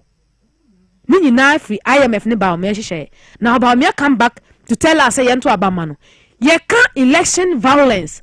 Baumia was the chairman for the police council as at then. 2020 to aba nipa 8 ehro munkwa. Baumia mbowa Ekufado did minus 1 fee and no sorry for plane. Eko watara ho so the water okoboma the water esiso.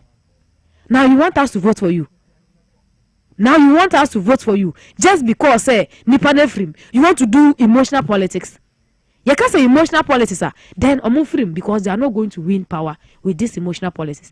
But me de or you paying in emom. Piesie Okrah say. Terry Christian Protein, let's say the rising of a new dawn. Amafu bisa say I think say ye advertisers say bano. Na amafu bisa say Terry waba Charity no chukwe or good morning to you and your team. God bless you.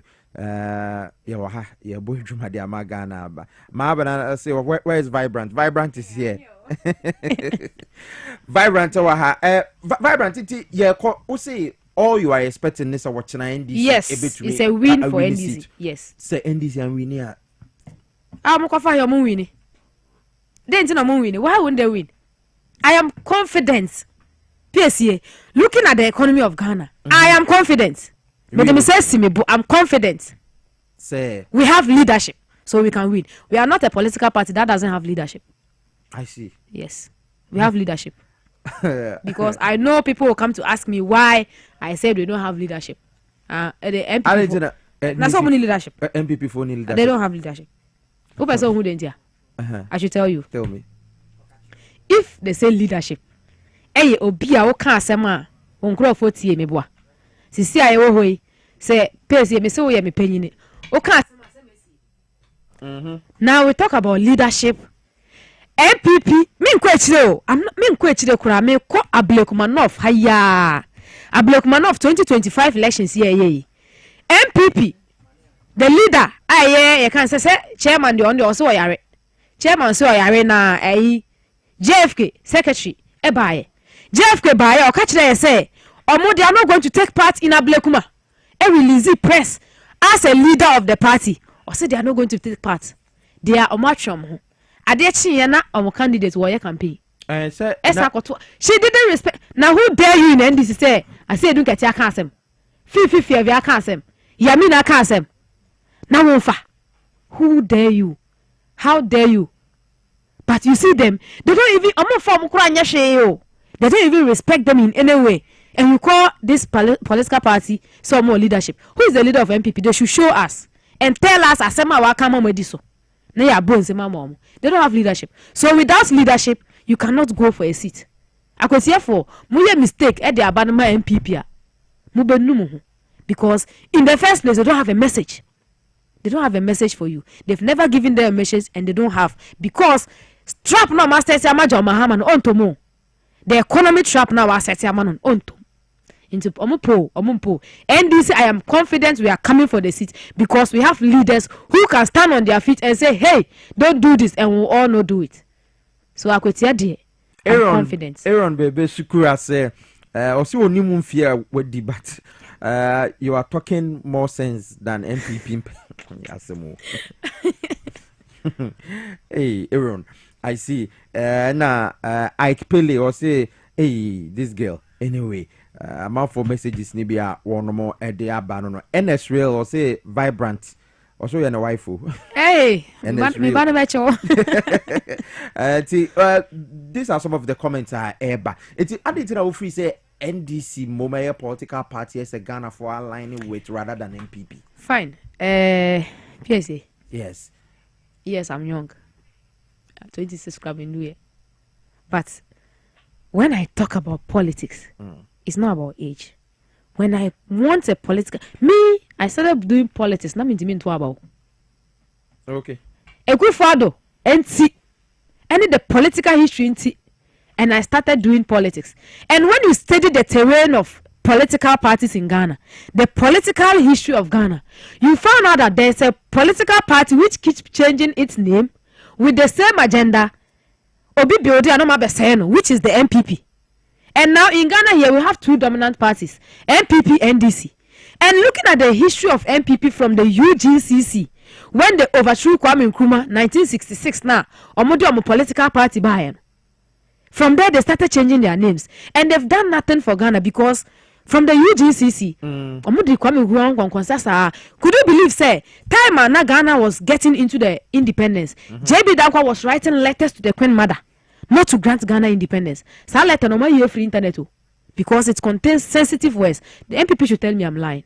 It contains very sensitive words. So my free because now we started reading the letters and we're trying to understand who MPP is. Now they came from there, did a coup d'etat and left the country in a coup era. Where sorry Oshana say asimesi nye de me panu otunu. Yenya 3 coup d'etats as then. Now JJ Rawlings, a young soldier, came and then brought the country back to a constitutional order.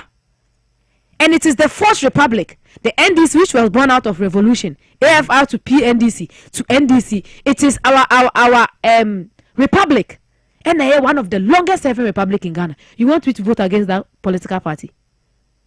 You want me to vote against a political party? JJ Rawlings, when they had the elections in 1979, and then the AFR, the People's National Party won. Ka JJ Rawlings here to train here. Piesie. JJ Beka said me metanaso because on the cool.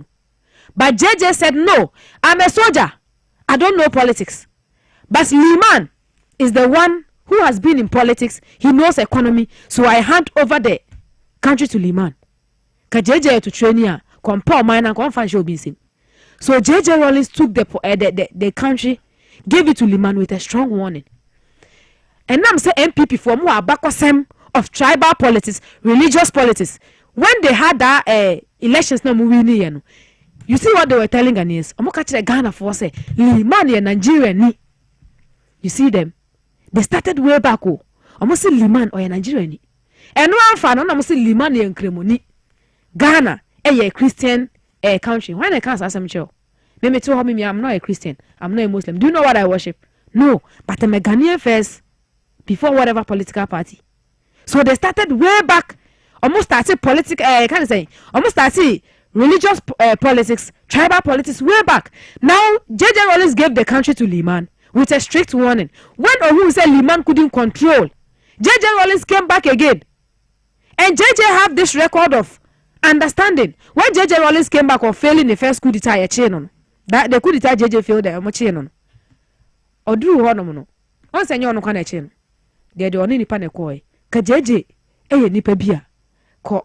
He would have Obama ya jelo muina, but JJ said no. Put the blame on me. I orchestrated it and leave my people. That is when JJ Rawlings gained the name Junior Jesus. So munima, JJ took the blame. When Jesus took the blame, that's that is what JJ did. Now JJ, they planned his execution and they tried their possible best. The young soldiers bring JJ out and JJ took over the country again. Anka JJ to train here, JJ Rawlings wouldn't have brought the country back into a constitutional order. And one funny thing is that when JJ ate the committee for the constitutional almost see I want to know, these people, these NPP people, Ekufuado, Victor Usu, Edugwahi, these people, I'm share them, and they were writing something called the stolen verdict. Elections now, no, just say yeah or no. Well, I'm losing 2024 elections. And ya no mudino. They are not ready to let go. And you almost said they are entitled to Ghana. And you almost said Ghana, your modia. And you almost said without them, Ghana cannot be a nation. That is what they did. That is what they did. Nobody should say, oh, me make some cake. They were writing something called the stolen verdicts. The stolen verdict we are anfano. JJ Rawlings penny year. Ghana here. JJ Rawlings said it's Ghana is going to be a one-state party. But after the 1992 constitution, they called back every political party. Nyasa Nkakpalu. Onya hom embeka se obedi president ewa bra asema to Ghana troyentama to Ghana no akwatena TV so papa panyini o wa sorry no pagware akwatena TV so and then you are blaming John Mahama for atroyentama esiye. Even that man, like how you see me MPP ni. I'm not saying no MPP, I'm just trying to let people understand say JJ Rawlings no, he is the reason why MPP no other political parties omo no ka JJ pese munkuminya tyrant ka the nation would have been a one party state, but he said no, that is not why he came. Now JJ Rawlings brought the 1992 constitution with the help of Ghanaians. So I'm say JJ Rawlings on Penipa. So I'm telling them with the help of Ghanaians to bring together a constitution for Ghana. Now that's the constitution. It is governing Ghana for the past 16 years. For the how many years it has been gathering Ghana, it has been guiding Ghana. Now you tell me say I should vote against JJ Rawlings. In my village, time now you can say all those coup d'etats were going on. Though there was a Kusombo Dam, Nkrumah was building a Kusombo Dam. These people were around making noise. It took JJ Rawlings to bring lights and electricity into the smaller villages. So, light. Mutala nyame fa ne kransie ye. Mutala always say this. Say it is one thing the Northerners can never betray NDC because ono na o share the distance and na one nante across the school and now say light okra no this omo use bobo this omo use kania na okay was the sun asemaba, but JJ Rawlings was able to bring light into the various villages and omonya kania and I spread this say you want me to vote against JJ Rawlings? You want me to say JJ Rawlings when he has been able to bring a constitution which is guiding people? Ekufado catch there say, you see, when they were going to parliament to pass the 1992 constitution, MPP boycotted parliament. And yes, they did the walk away. They boycotted almost a month, but and then a lawyer for a minimum money chain Ghana for no. A minimum chain this for, but time I echo pass a law almost a month. But talk of a lawyer and you see all of them. Ekufado catch us or a lawyer, right? You besides send the certificate. Now 2012, go and search for that. Piesie. MPP is a violent party. MPP is a violent party. Among Pegana. I see. NS3 or say the lady of the moment, Vibrant is Basin Taliwa. Modesta Adana, I see good submission. NS3 last Sunday about say, oh yes, I'm Jim Fiwa.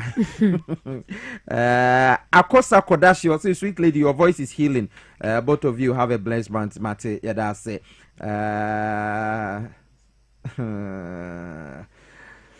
I met we somewhere. Kwashi was say Muntala never died. Muntala is in the studio.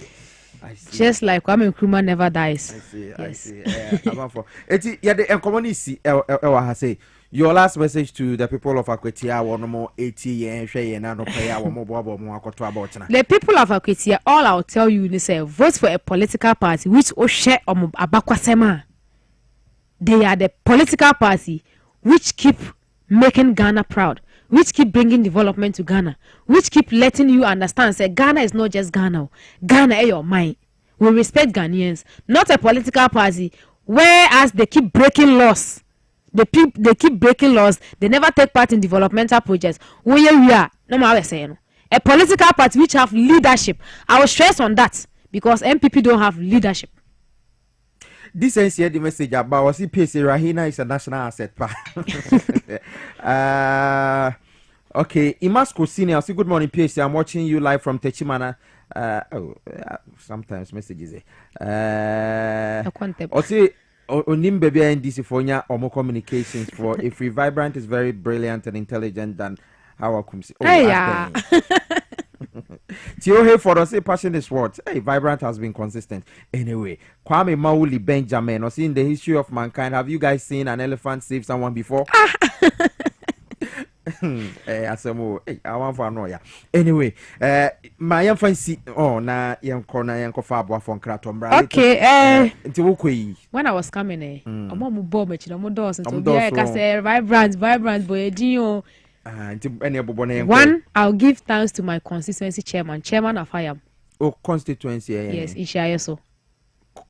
Yes. Oh, okay. Chairman Afayam, and then the whole constituency, Michelle Bibia, from the executive, from the youth, anyway. Yeah, my youth organizer in Shayasu GM, made in Shas from Ko Edemano. And then I'll now go to my producers. That is K Black TV. You go to K Black TV, Kasapa Media. These people, they've been with me very strong and tight. Now where I stay, your baby a friend apatanase.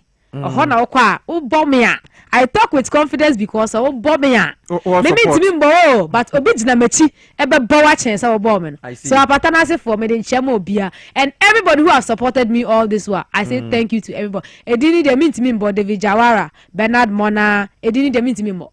Yes, Omodoso. But to me I'm more yes be able apoyobi. Mirene if you na say emre na makwan. But for now I'll say NDC all the way. Long live Ghana. Long live NDC, long live JDM. But let me tell JM something. JDM, God has always been giving you signs to look within your security. Look within the security. I hope JM understands because Nkrumah, they were telling Nkrumah, look within the security. Nkrumah failed some way. He didn't look within. And they were able to take him out. But JM, we love you. Also on matter. But look within the security. You see that NDC, they are very legit. Can people no majority we are overturn the constitution, but it is what it is. Lala sim menka high amount, laxi lala. That's the Bernard Mona, ne baba akono. Okay. Ofosu mensa Jimaima say politically vibrant.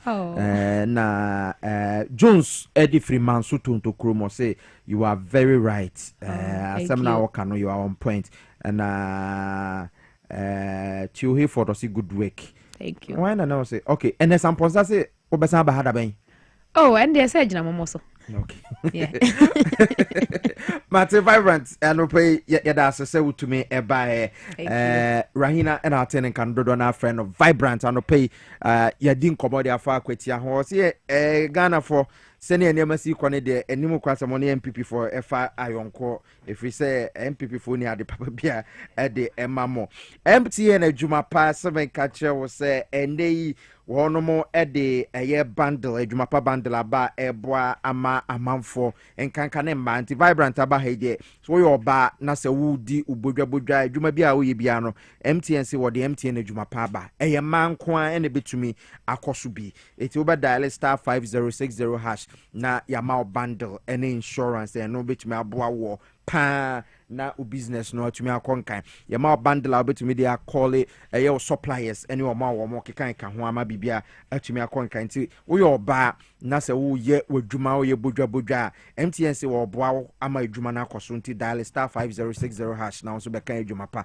bundle no hona ne ma enso enkoso kama haxa mixture haxa capsules enso ye dura aba kutia ulcer nti na ye friend ulcer tamfo no FJ stamp team so nti pharmacy bia ben obi ano kɔ hɔ a na wakɔ akɔgye eye haxa mixture haxa capsules ulcer no atra so achese den adaworoma kona kope haxa mixture na haxa capsules betumi aboa ama bibia akɔnka undi 12 years a untumi nom nti by free 12 years ikɔ obetumi anom bi ena enu achi no so no onyema untumi nom bi o ma oba no fo so untumi nom bi free 0240238310 0240238310 na one empenyifo entwetwe enkomo later on the show.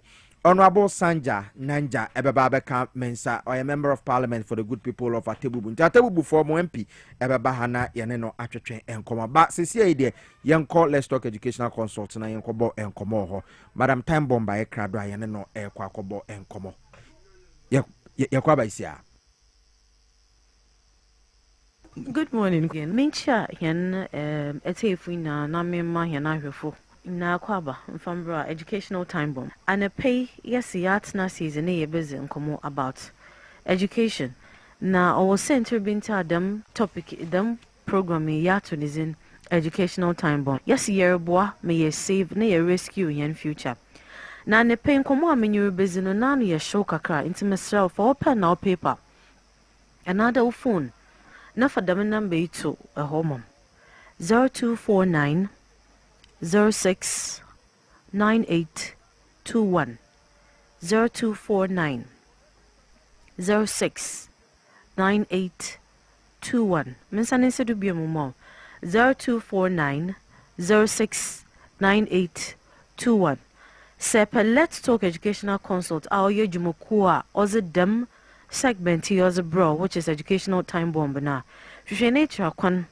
wo Lejokuku Municipal Assembly ye ben one papa oye mantem our friend Teshinungwa Estate about Teshinungwa Estate ye 5 houses away from Lejokuku Municipal Assembly. The master nation was social media ebohien wo Facebook Let's Talk Educational Consult ebasanse hunyen wo Instagram ebasanse hunyen wo LinkedIn na and a payment a button biara and a pay say chechenyi a button a school owner wherever that you are retema maybe saw them questioning must your ward complete college university before they become business minders? Must your ward or your question on maybe sir the must your ward complete college another university and son of what you know was started or think about business ejumaye ana meside dabi why osande menyorika se CCI afa baby wo ne talent okita no se ye push ne motumzi ejuma kakra oboboro awara maminary ejuma no monthly salary osande ska obenya za mo no nyame nkotin no nyim. There are parents that like that I will enjoy. After baby, urban nationwide, the youngest from away younger way into entrepreneurship. Was started them worries ago. Was started them they are enjoying their hobby, doing it out there, sharing it, selling it at no amount. But now it's been elevated. Some of them are Mosiah Mo Bridges, where's the 14 years, or own a business or a bow ties or ton. Our US. The same thing I hear Bella Tippin. Bella Tippin own a magazine be friend Kids Caution. A friend weighs 13 years. More in the Kid Caution magazine no. More from my what to when you want parents to kwano. What to kwano walk on hotels bia. Or permit one through that magazine. More will rate them hotels no. It's they have hotels that wait on these kids to give them the analysis. I would there. In Yama what was a come home what was he where you film one hotels. The master near Michaela Almer. Weighs 11 years or own an almond bee lemonade shop. Chade, these products are the things I will be feeling there or yaguzi keke. But with the support of the parents, now they are really far. On America, the hour year button it's na whole Eritrean abazi. There are so many things your word can do. Maybe I'm meeting hey, I don't know what your word, ne talent or yeah. But maybe as someone so amotu ma buamo will project up there. So the one from 14, 13, 11 years are doing amazingly out there. Sika one parent 1 year salary was a bomumpa. Chere ondu baby arampo. They should tell you that we have so many talented kids around. Into Let's Talk Educational Consult, yeka there to curb this unemployment educational time bomb. Our Saturdays are opened. Our Saturdays are opened for them programs, see, which is the entrepreneurship program, personality development program, IT training, reading and writing clinic, creativity and exploration. Guess we are opened up. Obeye yo. We are a bra ubande moroko school. We fees are eritia. Now babe go through all these things. Now at the end of the day, obasans wa betnefi. Yes, mom bra yen tap them talent no. Yen building up, not on set up something for themselves. Them program yen in such a way them at the end of the program no. Now, Faban was set up nine business and now Bibi Kakran. You are a fun fair for all these young men and women to exhibit the products, the services that they've done. So we have managers, CEOs coming in to see. Now we're there. One none matter happening to mentor. One none matter happening to work with. Be part. I beg you this morning. And then I a little bit about personality development. Now, personality development is very critical when it comes to entrepreneurship skills and all these things. Maybe said the personality development yabade. It's all about you. Our nets now. What makes you Desmond? What makes me Madam Time Bomb Minyotsinaha? But we realized that personality development has its own funny ways. In Tinaba realized that almost 58% of us growing up, we didn't really identify ourselves. We tend to follow somebody. Ye who be ni bibi or your yen feel. Ye who be nazor ye neka say, na gruzi, makes more interact with in Kofuno or yen feel. Then we tap into it.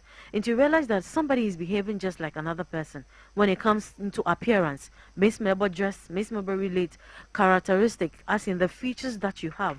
When it comes to attitude, or mindset, behavior with others. On in America, there's a EBA, Let's Talk Educational Consult.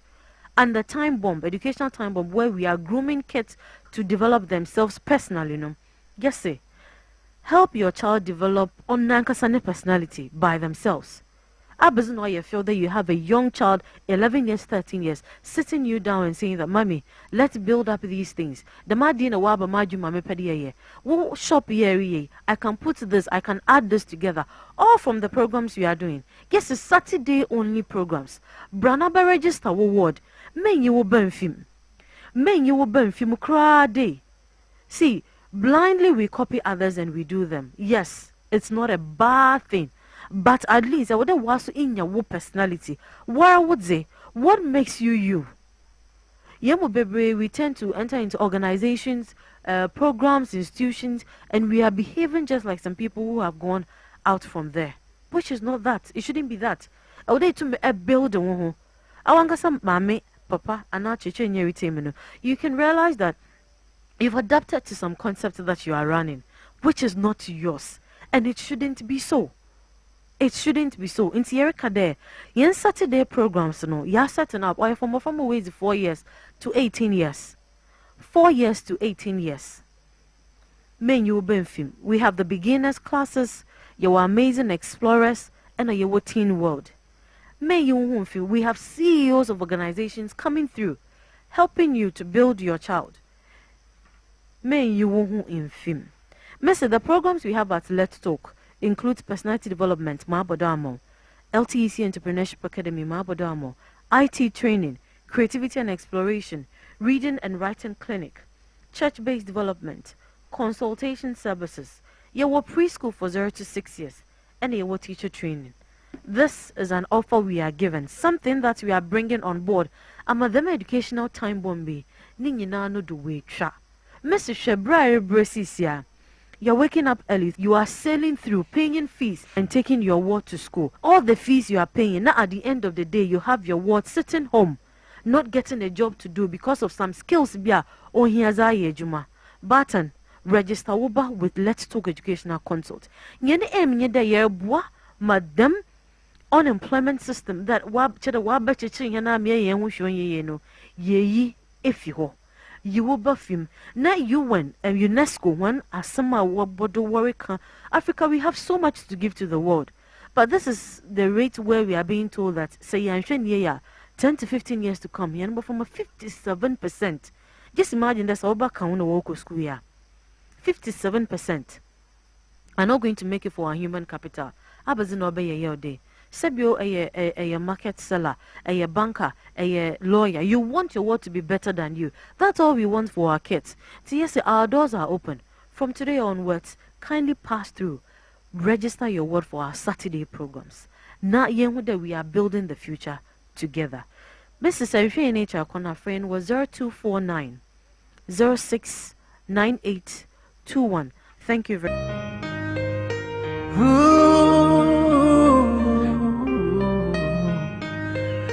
Bring it on, bring it on. Let's Talk Educational Consult and I yet say one can madam time bomb and pay but my church near Memoria my Banaco. Life know the sweet though, if some people know the hate too. So use the number 6 33 minutes after 8. See the ratio. Dwabo Ase Jumedi no sunie our power 97.9 FM. TV XYZ yatana se ena no pay ababe din commode afa o mine ho.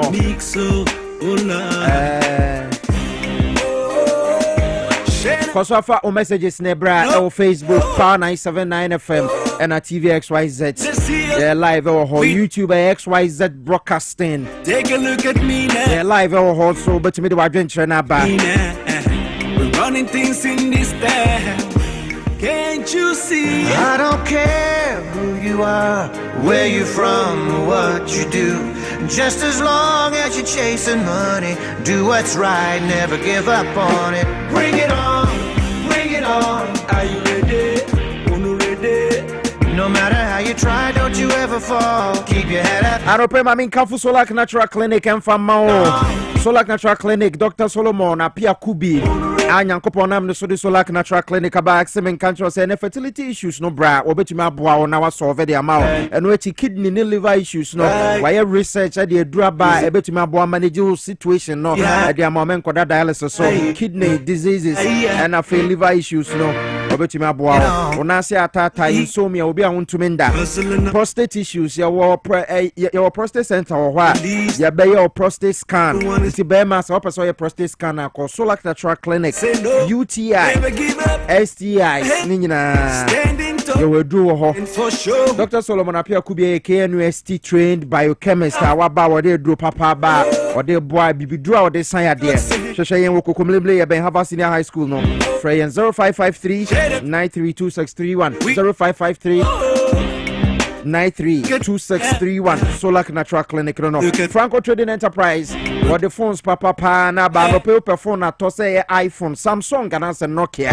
baby all the way betray Franco Trading Enterprise still phone papa fie phones na you know the smart TVs about from 32 inches to 100 inches your Franco air condition 1.5 horsepower to 2.5 horsepower chest freezers, washing machine, microwave, blenders, CCTV cameras. Yeah, the papa na ba. Taiwo say ate ene man so 40%. It ya da Romano pay bra na bra betoni amani bi atete so 40%. For Franco Trading Enterprise 0246422338 0246422338 Franco Trading Enterprise. Still phones papa pay fie no. About me ko Google Play Store na download Franco app no. Franco Trading app over to me download it. E hon so o download we a obtembia niam ba wunim niam ba ye ton ye available your telephone numbers bibia 0246422338 Bora Franco Enterprise aso ye bia Ghana bia na kwaje won niam for standing tall Bogra Security Services say anopay so we obi na waterman ni importem na wo pese wo join the private security company Bogra Security for say one more to almost afro yeah GHS levers and SHS levers nti we GHS and SHS akwanya na baba dawa ma say private security obetuma baba joining for 0244-741-236 0244-741-236 and 0541-860-347 Owo community 6 and 12 and community 1 oben pa so what man important now person who join the private security and one is obe friend 0244-74-1236 use the number 6 so and calculate Nyankopon ya doma watching tamale jumede bi ikoso World Share Expo 2025 ayade a ekoso ewo tamale nyamebo abochena ochen 2nd September it is 2nd 3rd and 4th ena jumede ekoso de nam yensa de to se enkuto hu nwumade a ekoso ewo Ghana no ye kobo hu nkomo enkuto yade a ewiase dwaso no yade a etumiye niam bibiri nti Ghana aban ese wo hwe na wadane dane mu na waboa se na be ya nkuto no nso betumi de sika bre Ghana eno ene nam so ma ye ne Alhaji Abubakar Mumuni one ya managing director edima PBC share wono ene ye managing director ye ne na atwetwe nkomo ewo ha ma yenkotie ye ne nkomo bono ade fasa adwumadie no ho ene eye nkuto industry na ewo Ghana ha no share industry no eniema wono mo eye ede aboa se na be ya Ghana nso betumi anya sika ede afiri sa eniema no Alhaji Abubakar Mumuni managing director PBC share ye ne twetwe nkomo sia.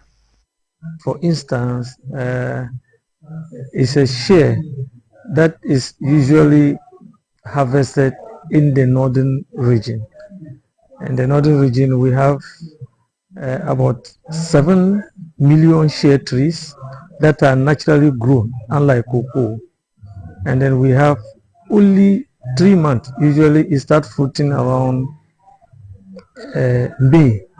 And by June and July, we start to pick the nuts. And then usually too is the women that are engaged in picking the nut from the bush. Is a gifted natural tree given to us, the people of the north, by God. Now, when the woman pick the nuts, they usually bring the nuts home and process. They process it, and then they sell it. That will now process into butter, and sometimes the women themselves process the nuts into butter. But because of the huge demand of the nuts, we now have some factories available. Among them is the Piesie factory, which is very huge, processing the nuts into butter. Somewhere in 2010, he seeing the potential of the shea butter, put up a huge factory in Bupe in the northern region to export the shea butter outside Ghana. In fact, this was as a result of exporting raw shea nuts, which is not too good for our economy. And then he wanted us to do the value addition chain, and that's why he came by that factory. He pushed a lot of money for us to establish the factory. When the factory started, the factory recruited over 1,000 of Ghanaians, only for the previous administration, MTP, to come and collapse the factory. And if you monitor His Excellency throughout his campaign, that factory is his baby. And then he promised the people of Ghana that when he comes to power, he will revitalize the factory to employ more than several youth of Ghanaians and to develop the value added chain. In view of this, as we speak right now, within the next week, the factory is back to life. And then the good thing is that we have added the factory into the 24-hour economy. So it means that we are going to create a lot of employment for the teeming unemployed youth. So that is the state of the factory now. The factory is 90% revitalized, and by a week we will do butter and export in this country. We have a targeted number, like I mentioned.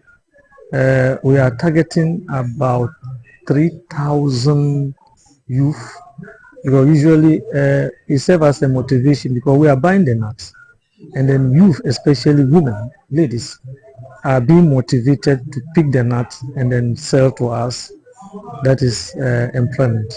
And also in the offices, we are engaging no less than 1,000 to come on board for us to work together. So up for employment, we have targeted, and we have even started employment. We have started recruitment, and then we have started effective work in the factory. Global share market of butter is $3.7 billion US. So in Ghana alone, we are supplying exports of shea butter at 38,792 tons that we export in Ghana. Okay, and the money equivalent is $92.6 billion US. And million US value of shea butter we export in Ghana. And as I speak to you right now, in all the francophone countries in the world, the Ghana shea nut is the best. That produces a lot of butter for exports.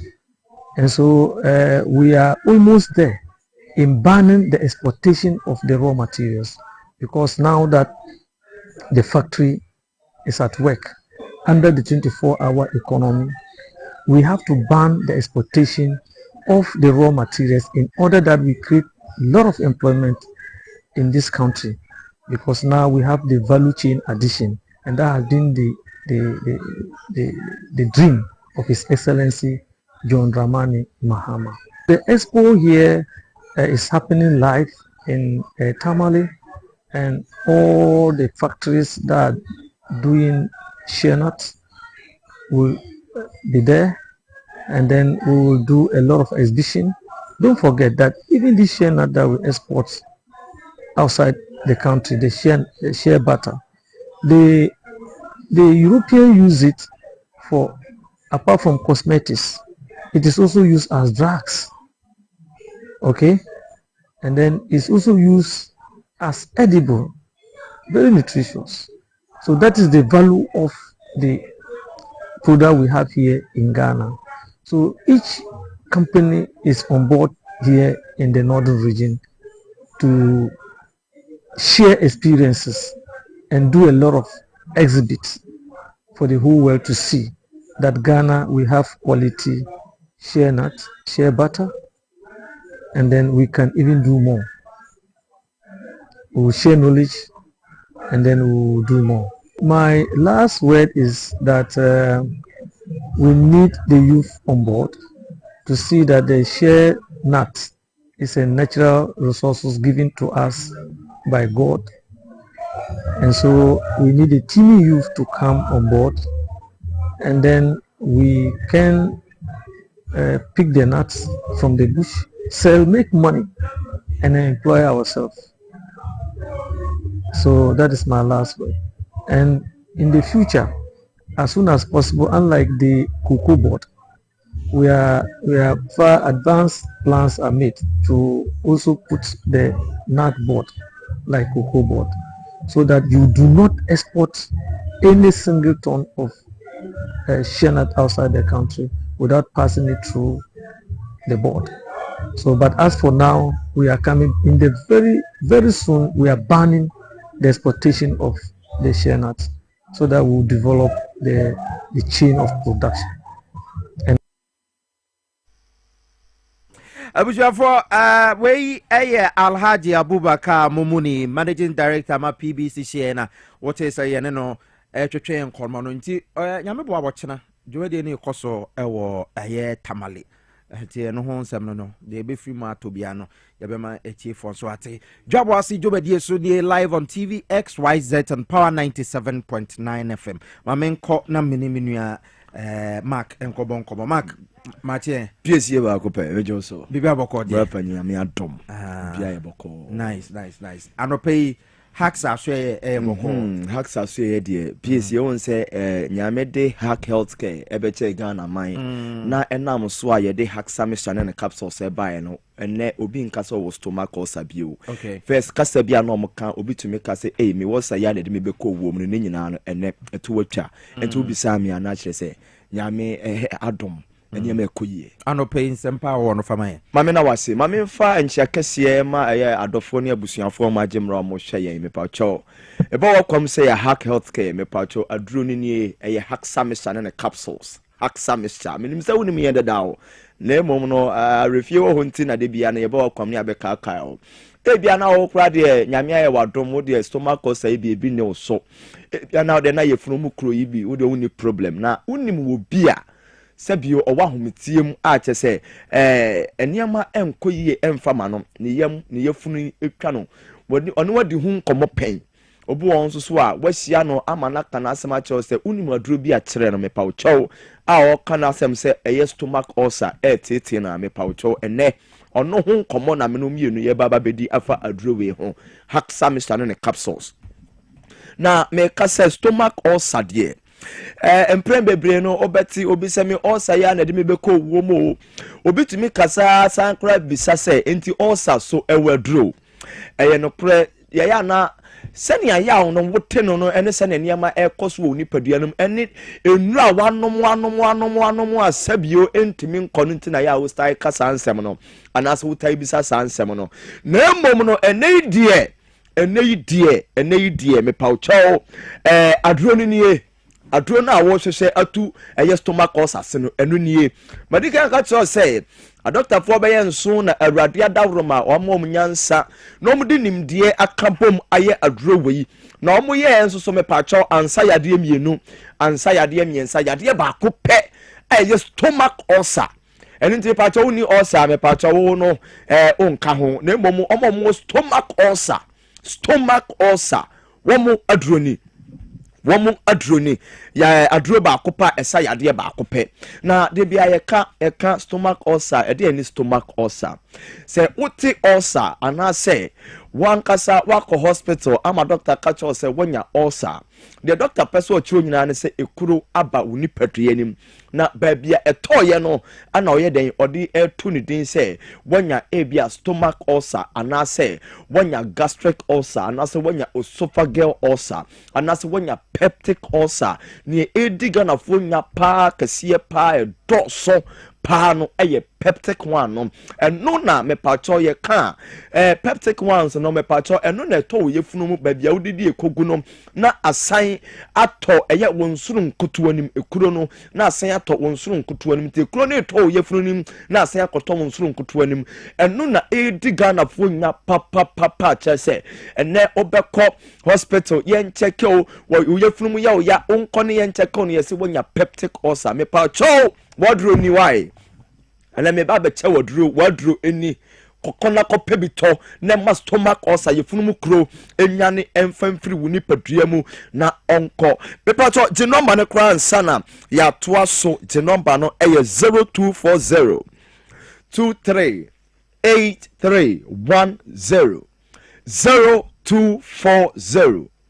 23 8310 and 0203 822855 0203 822855 me no wo kasai me pa cho wo fra eye a doctor fo beje wo so na omo no wadi nkomo na de eye obia no eno nso so no ye no waka eho asem no bi bisa say stomach ulcer kra de ba ne sai na ekuro atimi aba me ni padua nim me pa cho medican ka say causes bi eye emwowa bi from H pylori obonu so me bacteria infections sa emwowa bi enya kwan bowura wo ni padua nim a ene na ache so mde oye ne kase pa na ye de e kwa koma wo ni padua no esa ne se omonya kwan bowura wo ni padua nim no okwa multiply okwo ama waye bebre ewo wo ni padua nim no osori a sane anopai wo sori ye wo ebia unum koko unum tea no ono so sori a aduane a wo pe eyo wo yefunu ni nkataso no obroni se the stomach lining no eno mu na wo den odidi na odi ekuro anase oboni mu tokuro eno nti bomodin se ade biara wo ye te se ebia wokọ ajanan so okoye ohun ya oba e wo so utimi de semna ene nsuo siesie won sa ho sane ebe ya onfa nkoto aduani mu nsan enko wano eba ne sana sa emoi bi nya kwan ebowura wo ni paduanim e de ohaw ne amane eye de eba yenhwe obu won so a eye onam enipadom mu otika mu ebia otetrotro ka mu obitimi bowa obitimi wensan obitimi ye nioma bia ede sabio ensuo firi ni padua mu eba aponten eba ne sana sa wan hata na no na wa wo na mo honom no sa ohumi ede kom a so onipa no ewo H pylori mu wa ya omde stomach ulcer bayi bia me pa cho won so wa ede wonya bi ede agu unipadua ni mu na ni nyina no aduro ba ko pa me pa cho ebetimi ajew yes hexamesha ene ne capsules a me pa cho ntafo aduro a ye kabom nom ema ulcer ase ye den etu me pa cho wunim say stomach ulcer empo stress se onipa obe stress wo home obaba wo like adechi ukọ na wo pa adechi ukọ na wo ba na wo bre wo na mani no ne nyina atimi ekoso ema ulcer no me pa cho ano ye de wo nipadua nim esa ne se emra wo ukọ na wo ba ukọ na wo ba ne wo hormones bi wo hono a release wo nipadua nim a ye friend cortisol na cortisol yi release pa eboa ema gastric acid na ehia for digestion wo nipadua nim no ebeye bebre chensa a ebo se bunya no nti e pane sana na afe no nane eye stomach line no na dikuru eye de aba wo nipadua me pa chow kona kope hexamesha ene ne capsules hexamesha ene ne capsules na enonom ema ulcer ase entum free wo nipadua ni mu obu won so a stomach ulcer won so na so obehe cigarette ene ensa no oden no tembia no na oye sa enuoma ni bi eba ne sa na ene me pa chow emema ya wa wote no anwa ye den kase pa na ne nyina chi no okope hexamesha ne capsules bi me pa chow adura esa yade ba kope na me pa chow eye stomach ulcer de ebe free wo nipadua ni mu ama wo ho atɔ ɛno nti na nsɛntɛm wotie me wohwɛ me wote nka sɛ aduane nya tɔw yɛ mu a na wo yam yɛ wo ya meka no sɛ ya na mekyerɛ signs and symptoms a ɛbɛm wɔhunu sɛ ebia stomach ulcer aba wo nipadua no obu ɔno ma wonya nkɔ hospital me yɛn diagnose no enti no wohunu signs and symptoms a meba bɛbɔ so yi bia na wɔhunu sɛ ne ulcer na ɛyɛ den ɛdi wo nya no na wakɔ akɔpɛ haxamisha ɛne ne capsules yi bi na watɔ no anonom ama yadeɛ no asi atu aduane nya tɔ wo yam apɛ na wo yam ɛyɛ wo ya opo so osori ye onidi ye mpo nso so no ne yam ɛyɛ den ɛyɛ ne ya kosie nkosi kodan koda aduane tɔ yam ɛyɛ wo ya aduane antɔ yam ɛyɛ wo ya obi stomach ulcer symptoms are all tense na bua no hotokro no sei no me patro sa tokro na da sabi onufo ne mienu ntam ho no no emutimi tutu emutimi ya wo ya emutimi tutu wa obɛhɛ na afɔ woni so nyinaa no ɛyɛ wusi ya wo hwade a unhu ne yie ɛno na wote ho no na wo sɔre a wanhwɛ ne ya mpatro obetwa ahwɛ fam bɔmɔde akɔpɛ haxamisha and then the capsules be no nom emma oho enye dey ento obi symptoms are water no opu ho no ulcer no emma na tiri mbrebo na tiri dompe yi ndompe ne mutimi tutu no eye ne ya dendenden a kire se obo ho no kra no okasa ontimi mmie na no mpo makasa ne emma den obi nso so wo kra onante a ontimi mfa ne nan ensi fom den ode ne nan ni si fom den a ya wa obeti woni mu no me pa chaw ontumi kra bomode ne kope haxa mesane ne capsules bi enonom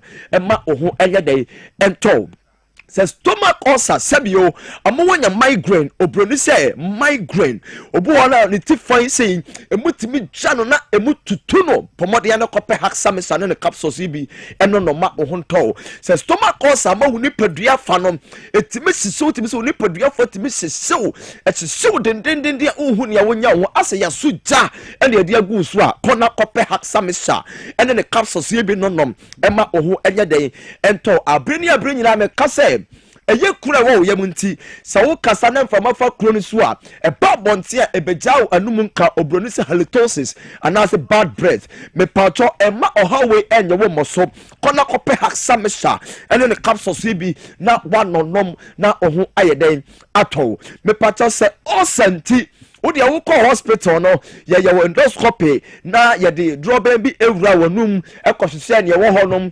ekohwehwe ekote swap bi de call eye laboratory ekoye test ahodo yawe wa de we mu no minim se umpese obefa mu bio bomode a na kohwe ekope haxamisha ene ne capsules bi na wanonom ama oho ayeden ato enu ntime patcho se stomach ulcer ana how stomach ulcer ana titil say ye peptic ulcer say ye gastric ulcer say ye esophageal ulcer ana say duodenal ulcer kona kope haxamisha ulcer biara wunimu biara me pacho ye funumu kuro biara no say ulcer ma wo bo efuno utitititi ntasuo sabio eye wo say eye nsonso na aba wo yemu a me pacho kona kope haxamisha ene ne capsules bi no wanonom ama wo ho ayeden ato mesi aduro wei eye adura esa yade ba akopɛ na yade esa eye stomach ulcer enintu okoto a mepacho uyi free bottle ni anase uyi free adaka num se ya na wo so no ebre ko bodidi awie num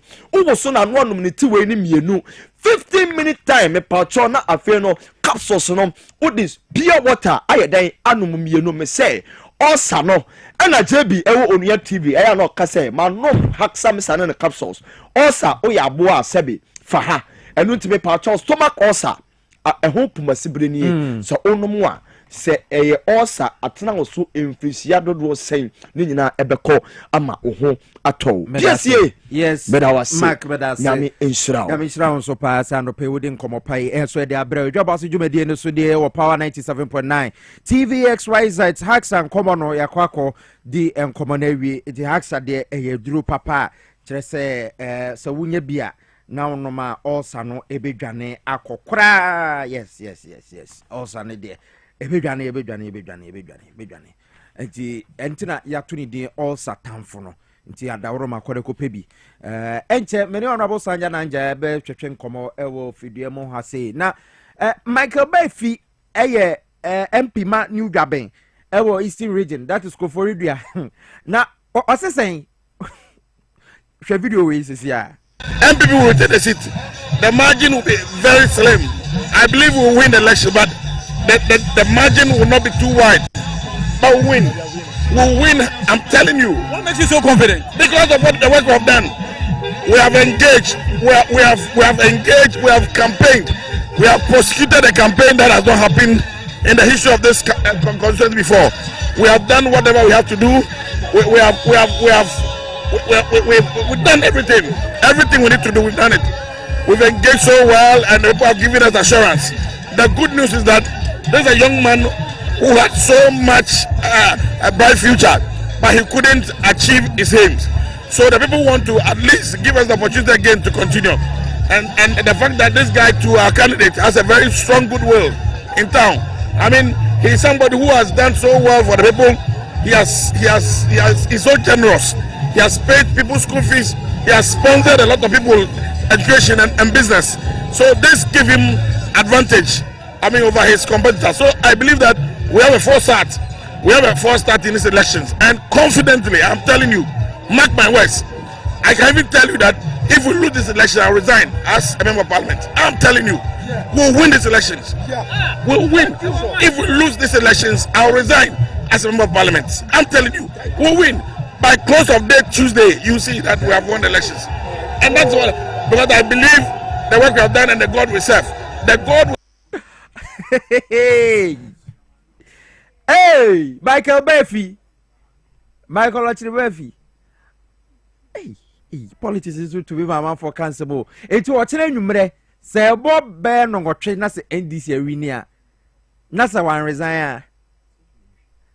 Want to many. That's what I'm funny serious boom. Hey, that be all.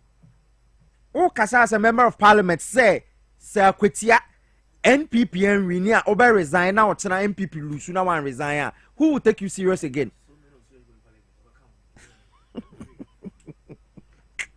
Hey, politics. Anyway, I wish I for my uncle for a short commercial break. Now you're by your honorable Sanja Nanja, ever to train come out. Okay, sir. Or your colleague, our parliamentary to a bar, make my man comment to home. Saying this, we need Pam, my Quebec, your very friend, Nasio Community Free Parliament. You do their thing. They're just an NDC and Winnie. I wish you for your vice here.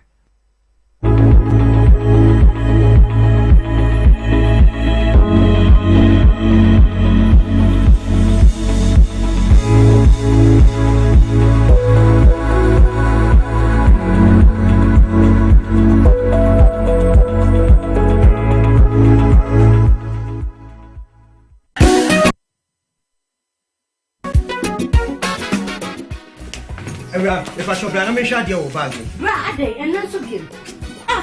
Not tell me about Michelle and see about Queen Wayne and say. Bra, said your time about Misha, as your Jimmy fearful, and not the about ever so. Really, don't this offending now. Bra, some make us a the time about Misha Huadancia. We are singing now about Timinka. 87 malaria, where drawn time about Misha. And then go, dear, no more to want to meet any deal. What drawn the time about Misha? A drink and your ma or bar waffle through. Dear one ma for down for any aquada when you fear do you and son of the total about Mr. Draven. Shasawako Hospital and answer lab. I'm what who said, oh, a 3-day malaria be answer. Kayo said time near TIME. Time about Misha. I feel malaria fever be an ziba a woman. Ever trap. Ubenya be at all, ever over the counter medicine sellers. Any herbal shop to do an FDA Aji a dreading crotway at all. Still, Misaka, and Namu was a summer brabo, and it can afford na swabrabo, canino, na anti-sacro. So, would this case here, and I said, Utrensika, our lorry station, na a home say, Neso, and ne, Momo, see Misaka pensions, Caro. Misaka order sika. Misaka insurance no.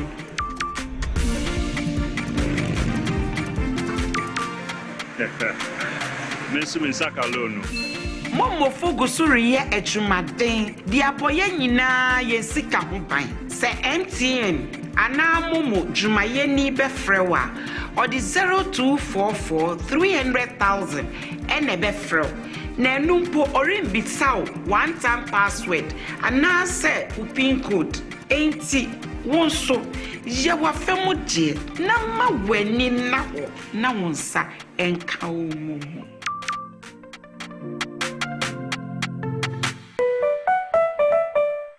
na na kwa me taxi driver na enka na me sisi eso me sisi ama aka me na to na twetwe me nya 3p garlic misa no aboa me pa asa miracle bi wadro no sese mafu no kra se die sia twini anka se me humi esi so sese me humi ana esi so obeka se die bibi hye me so bi no na ye normal mi bi pi na ti no ti pa me sa 3 days ni na edo na anka se de nyankopon de ayi bi ahodi ti ma ye bi nya sam keto ana se we de me fro aka so na me fa hye me nkwa me me de abe fa 3 years ni ana asa me gina wa me na mu sinya hye me kwa me de me ko bi amu so much me dru da ba 6 years ni o tema ti am ya ma ji se ene me jana ta ya le ne nku me preko ene 4 days ana me koto 3 garlic mixture ni tema me ka se nku no yam se ene ya me no ka se me wa to me a me din wa me ntia hye 3p garlic mixture ubenya bi wo mamu pharmaceutical shops and herbal shops Fred Piwak e 02489288824 and 020100002.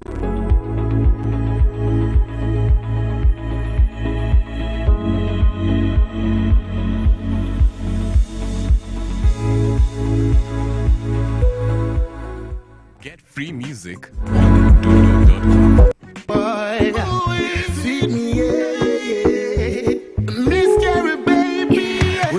into your eyes. 6 minutes after 9, Busha for Yamama Kwaba Biomediba, Dwabo Ase Jumedi so on Power 97.9 FM. Enko True What on Emon Komoto na fe Yamfa Enkomo na Kano Mino entrance na Yamfa so Honorable Sanya Nanja Banti by monitor to opening Akwaba. Major Piesie. Bibi Aboko there. Nice. Yankwe. All right. Enti enenso yemfa enchia shronko emfri True What Pharmaceutical Company Limited emfama yahwefo ni yetiefo. Mama enenso yenimu di inhyiamu a True What abibia ye kache mu se eye Indian company kase a yaso ye no ewo India. Na enu ahodo na ene ye de abadwaman so wiase afana nyina nyame ncha dom ebia bedru Ghana.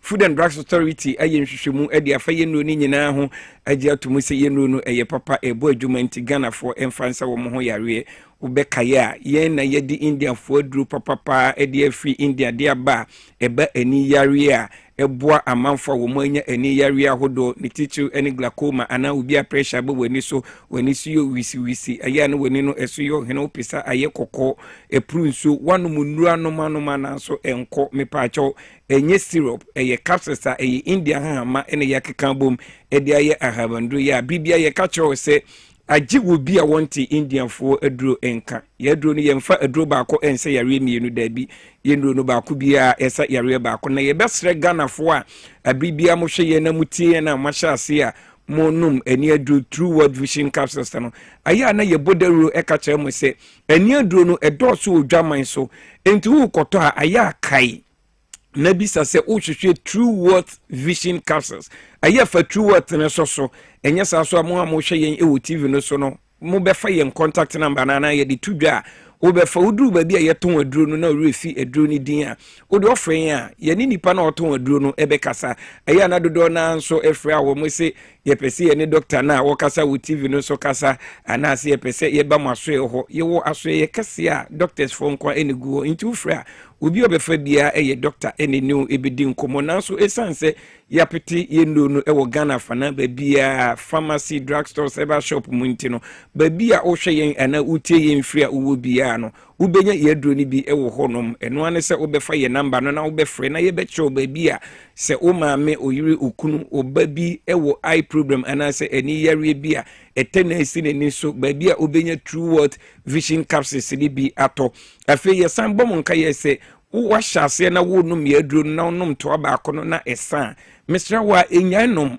tokosoa na num na enyanto boase nsiesie esanse eya habama wo eye India han ene yakeka bom ede aye ahabandro no enti hili no aya na ewo se o ma ho bre na onum adro no eto aso na enyanto boase esiesie uye aya kai se onum Vision Capsules no na odi yadro na eye stem cell powder de ni bi eka ho ne edigu yetechemase no ne etie ni se True What Vision Capsules edi esiesie wani no na stem cell no so sign de ahoden eba wani ntin no mu biem entini na connect wani edekọ wadwe mu a sebio glaucoma na pressure ama entini na ahoden aba fom no stem cell no ema ahoden sign ba entini no mu biem ti ohwade a ohuni yi eni adoni de bibia ye bodaru efa ho na mum ene enura mepese ye kasafa ho eye yedura ye fe ni nerve alive no eye entini mu adwuma Ghana fo nipa dodo na ewo entini mu yare enso ensunsanso a wo mu hunu no aya na emo mo nka ye sese bi entini mu yare na edi wo munya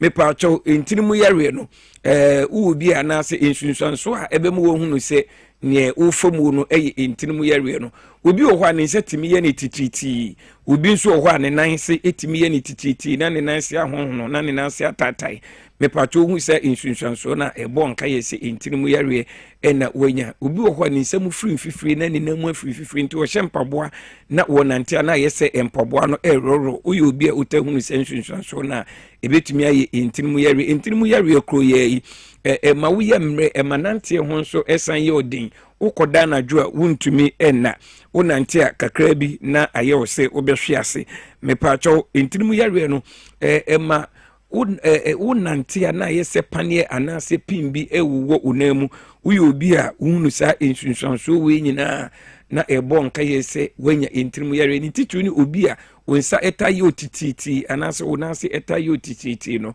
mepacho ana wako hospital na doctor akacho se wenya entini mu yare a India fo aduro ba ko a ebo adwuma na Ghana fo edi ho adanse eye nerve alive bomodia se ubehwe nerve alive ni echi akwan na se entini mu yare nko ade a ebeduma aboa na ayi ade afi honom afi adura mepese me no edi ho nkomo eye azaka no eye ma amanfo a monya diabetes anase esiche yare ye yare bi a edi amanfo nya ekum nipa dodo na emre bi atwamu se unya esiche yare a yesi aduru ni ko ntino ene yare kwankro bi eye akwakodin se enti eye na nipa dodo na eye mu hihyi wo mu mepacho unya esiche yare a insunsanso a uhunu ni bi ene se aya usutimete se ekuro ba beto ho a eche ansa na ekuro na akọ mepacho kakra bi na yesu nsu kom de udidi a enche na ekom esan dubiem unanti a kakra bi na wabre ohwade uhuni ye na ayese oswate mepacho unya siche yare na ema usutimete pa uhunu nsunsanso we nyina mepacho na bonka ese wonya diabetes anase esiche yare India fo aduru a abanfo agya tumu na ebo adwuma yi na eye India hama ene yakaka bom ede eye yedura ye frɛ ne azaka enti misre se wonu munura no na diabetes ne nko asiche yare no nko a bomodia se obehwehwe true worth eye India fo adura ye frɛ ne azaka na echi akwan na mepacho eye mojabroso anase hypertension so a eno so ye wo aduru ho ya eno so ye frɛ ne Vivaldo no eboa amanfo a mo yare hypertension anase mojabroso yare bi a ya papa na unya mojabroso a ema utiri etai epawo ne ye kane hypertension headache no aya na ema utiri epawo yi na afi nso ewo honoma na yese wani kum aya na efie edo aya na ohwinemu esoni nso obi kura de wo ho a nebo eye ne ya pa se unya mojabroso na afi mojabroso na emma wakoma emoyi senia ewo se wakoma no etimi ebo enti enidi mu a wako hospital na yesi ubipi no ewo soro anase wonya mojabroso hypertension na India fo adro ya ebebo na ebisiesi eyare no ede afi honum eye yedura ye frani Vivaldo a ebo adwuma na mepacho minim se wati yedru a ye frani joint fortis nenka joint fortis eye adwuma ewo ye no mpem ene yaposo ene so eye Indian fo enura eye India hama ene yakeka bom ede aye habanduro ya wa ukotodwe eye oya emututu wojo ho a enje obi asisi yare a emu eden ewo so untumi enante na etweba to ase besi na se ne ye kan sciatica yi wachiri kase wachiri bramo mepacho ahunam tutu bomodin ase obema osaka joint fortis ni bi na enam joint fortis nti ene yeni akokra anase abrewa ewo Ghana ha uyi a uyi adwumaden wo koto na wo sori enu anwumre no na wayemre wo bubu wo yehojo no mpem waposo mepacho we no enye painkiller na momni akofa yi ya no dia ba arthritis ni pain se wo fili ni nyina no eba be yi ni nyina edi afiri honom asiesie wo cartilage awewie na ama wo te ya no na bibia atimi akoyie de ama wo mepacho yendo no edoso na isan ebrintiri yentimi mu boni nyina so ye wo paliva wo ho a esa koko na yesan ewo lady fort wo ho no ma yenuanom ma momensis emayi eba multipens enka bi ewo wa himfie ho no ye wo me fortis a eye emema duru a emema amoye mre ewo empaso enye sabio ya no maduru bi afodiza kashe mu ma wo ho eba be hyehye wo da bi we de onuma eye india ma ene yakaka bom ede aye me fortis na ema ogina ona so ma blood moja epompe ko obemanum ema otimi bo adwuma ye leading pharmacy herbal shops drugstores a ewo my Ghana mu nyina no ubo roma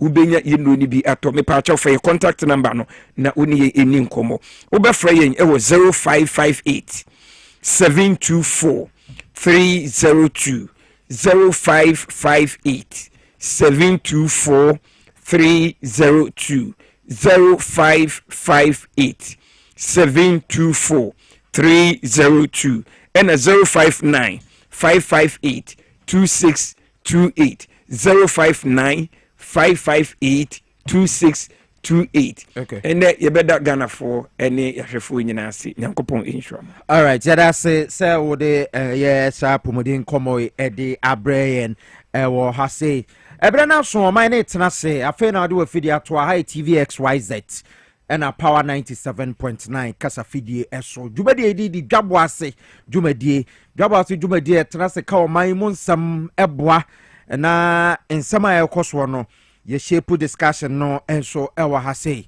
na yanya tena se de na ya tena se honorable Sanja Nanja tena se na yane no abonkomo man tena se ewa ha sei arope ma me pesi kan fa ma on fa go butum dial star 426 star 5 hash star 426 star 5 hash network bia so wo momo ewo account no ma obetumi adisika your friend mega cash lucky box and pay pesika ewo ho ticket bia 5 Ghana cedis obetumi aboa the whole day obetumi adi up to 500,000 Ghana cedis ni nyina agina kwan a obefa so abono your NLA Caritas platform no sunti ano pay and so emame Kolo Ghana Limited for the Arababas and pills about just so ano pay me come for the amount minu aba ubuns and our bra adawro mako pebi ebetumi aboa wo pa pharmacy be ben bi wo Kojukat pharmacy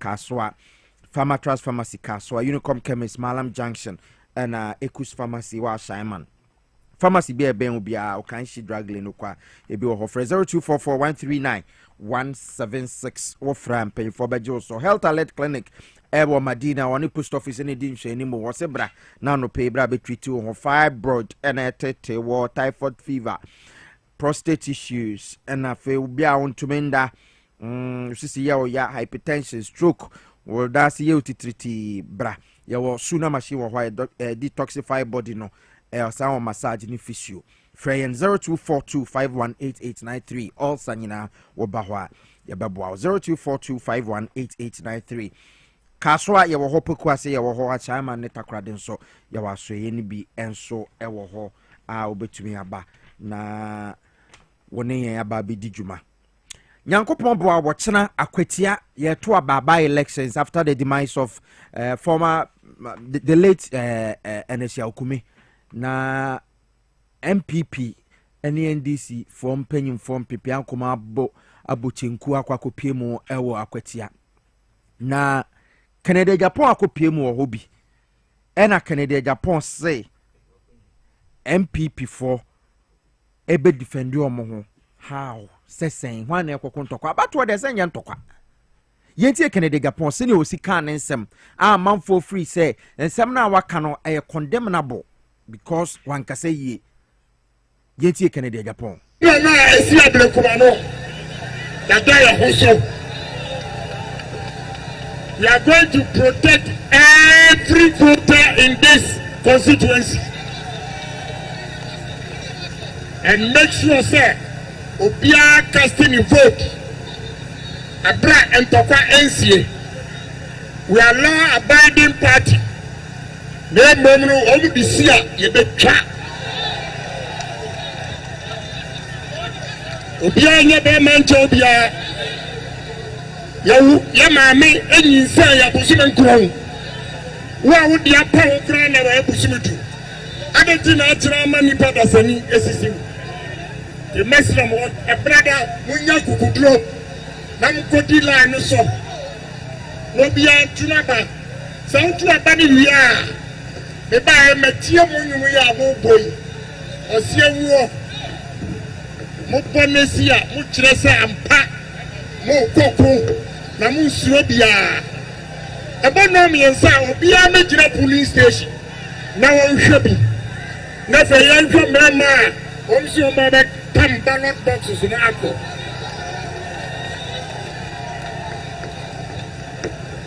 a police force me touch na womo ya respect ye bumo na nanu dia mo ye wa blekuma no mo ya ye baba mu shoda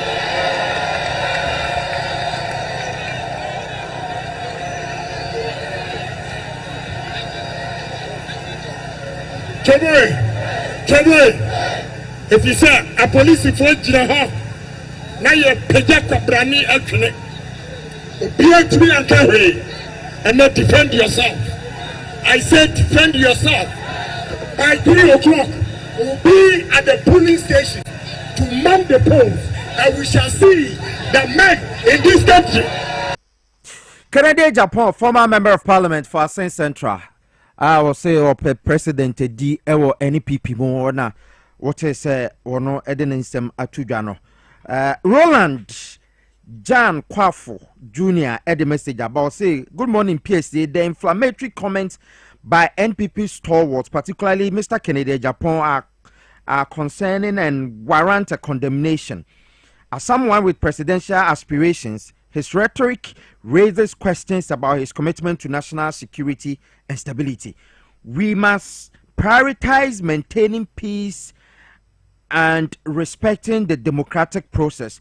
Both parties should uphold the principles of our universal adult suffrage and allow the police to perform their duties without interference. Roland Jan Kwafo Jr. of Anchor Hills. And our debate. Roland, I agree with you about one year and Tokwa. The member of parliament for the good people of Atebubu Amantin is Honorable Sanja Nanja. We're joining me in studio has say Minene Chuchem come Honorable Machin. Yeah. Mpacho by Mike Mame. Yeah, Eja. Sebi Biaboko. Eja na do mi Biaboko. Yeah, then Yami ase. Atebubu for hoye. Ubi ahoye. Parliament call recess ukofi. Oh, in say ho na e kobe ya. Oh, I see. We kra mutie say no am frame munyame because ya break say I'm always at the constituency. Oh, okay. Say before fraud me be pre. Say nanu be 1 week ni. Yeah. Parliamentary committee and the mbaya ebe sinko akwetia. Okay. Aja yani minds for no coach train come hwes kwan ya be fa so sa galam sensemi yenyina betumi de yanu awrambi. Okay. No free one so na me cousin ba kun so free mu a ne e wakra ha na ye nti ni nyina aka ho na yakọ yeah ni nyina aka ho na munya me wakra nya sanka adasem wakwetia na asem wo constituency. Okay. Na uko akwetia na akwetia tesen. Oh man tumi anko. Oh, okay. Man tumi anko. Okay. Because of niema ya make. Okay. Okay. Meji fufuro. Okay. Enemo na mehwe se ebia enu chano se akwanyu beba mu a. Ye ye fanfa so ba ko fa hokakra. Okay. Honorable Sanja Nanja, vice chairman at the parliament committee share land and natural resources so. Na Mama starting free Canada Japan commentary ya all my eso. Is it that's what Oma who say womu losing wamo shada kasa sa or your former colleague? Sa nema we entwem. Piesie ni dikan no mama nchia watiefo enkanka Atebubu Amantin peswafo a sebio misi o manan mu mra sobeje fie ho. Yeah. Enchia sronko ekoma wo mo. Ye jeso. Na asemi a Kennedy Japan ko kan enti eyemu nwanwa.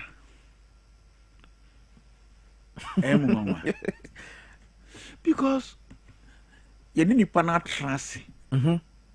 From written tin. Canada Japan became popular That was, I think, is it 28 or 20, either 2008 or 2012 more. Oko kan say ushia NDC ni onya wamba funa fa bono trim ne niama no. I'm saying that was 2012 elections. Yeah. And Oko kan ansem no. Yeah. And that has made him popular. And that has always been his character.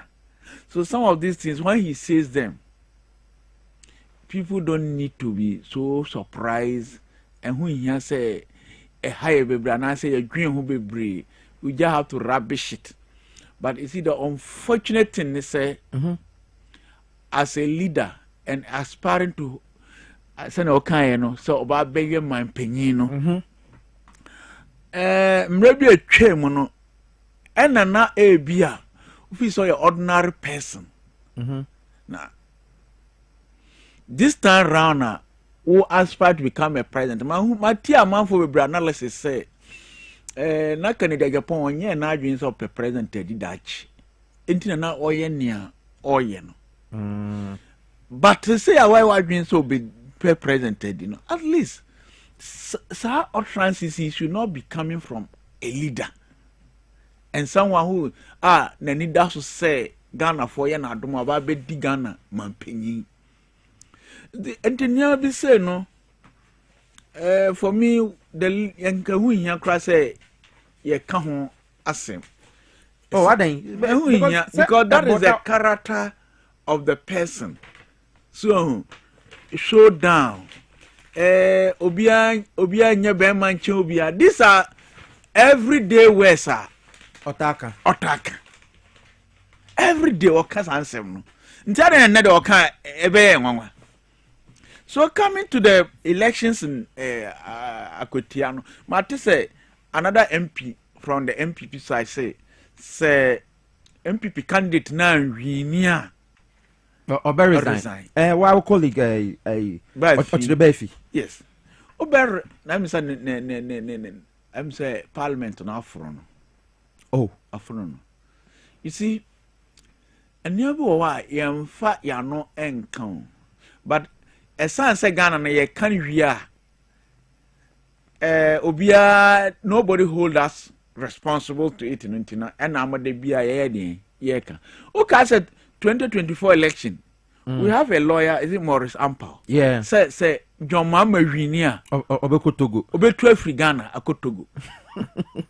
It's a political talk. And then you catch say a political talk. Okay, Canada Japan, maybe 2020 elections. Omu two money good on my penny John Dramani Mahamaso. Say on your baby trees boy chose said yen quite just a can some cassia to get you so. Every baby or say a political talk. Are we a serious country? So false accusations, false allegations. It's becoming too much of the MPP. Changing almost a politics. No. Politics is dirty doesn't mean that. And America said, we don't hold them responsible to it. So, Ashanti Regional Chairman, Asma Oka, F.I. John. Ashanti Regional Chairman, MPP Regional Chairman. Okay, Chairman to me. Asma Oka, F.I. John.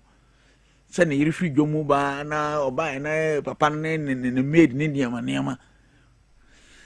But one to me, evidence beyond you think yet His Excellency John Dramani Muhammad I said, near be saying no what from went no. And fun. You think that man could have gone scot free? Yeah, Mammy Lordina could have taken the man on. Mammy Lordina and Mammy can't say, this is a situation. Is it that yeah, mammy, and I catch us or be two babies so I didn't think that politics is not just about it should be about issue based. What will bring food to the table? Development issues. Ghana puntuo ho na hia but say koya say allegations yan kasam to no so yan ha yanim enditra and the unfortunate thing is that yan so ye gigi san ya man so for no they easily become popular. Obi so resign look, this election, I will be very, very surprised if the people of Akotia say, "Ebe me ngwa pa sa Akotia." A man from Akotia ba ko to aba ama MPP candidate no. Hwe abato.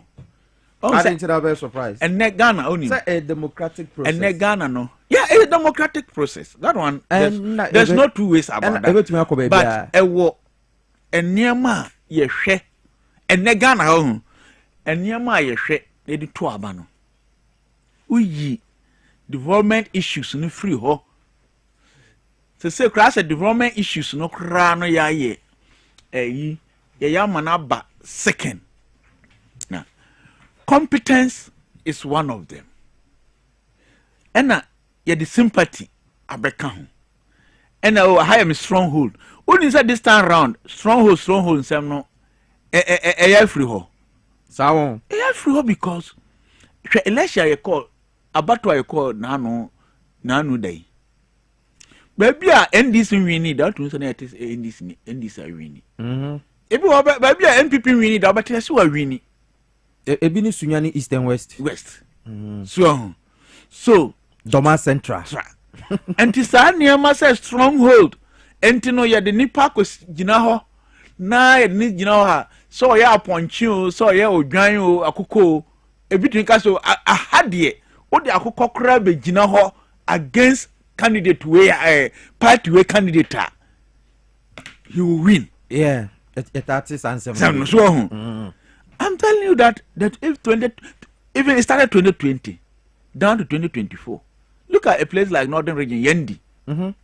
NDC has never won there before. We won it. Wenchi, NDC have never won there, but we won there twice. Yeah. So it tells you say Ghana for we are now becoming so discerning. And Ushe who audios we are not circulating say candidate no. If it is really the candidate, no, baby or can development say, near development, say I chose be didn't say soldier, you didn't say police. Nobody says the way I know see defining development, MPP candidate no. Any assume no can. This one assume do no. This one doesn't say nipa consider it. It just tells you that the man is just an incompetent person. I could hear for no pay. Say impunto say a bakru no swa. Then he shouldn't be the candidate. And tell me who say even as we speak now, others say NDC, anya penalty I saw Muboshe. And I say a own go now MPP for no presenting that person is just an own go. But all is because they think that Akotia your friend is and Akotia to own say Akotia swingle free Baba Jamal so Echo Amase coming to Henry Boachi, going to Eneskumi. So it's a swing region. Akotia is no more like those days, sir. Oda Aponchi, or Okrah say MPP, not the MPP, more flag to come on Betwaman. It's no more like that. Free say, Yura John Mahama, LED NDC to power, and no na Ebekwa Koyete say, okay, join the winning team. Until I say NDC be winning. I know. Now make I just say footage is being audios be a made TT. Alpha MPP candidate no. The campaign message or more they call about sympathy. And Eskumi, he is a good man, so they should use that ni yena or yet ni papa panintino and Twabama MPP candidate no. Asumadu. But we also say more na motete and Eskumisa no de abreho akongo no ntino yan Twabama omunipano. Akotiafo no amo megidi some pempuntu. They want development. They want somebody who bring them development.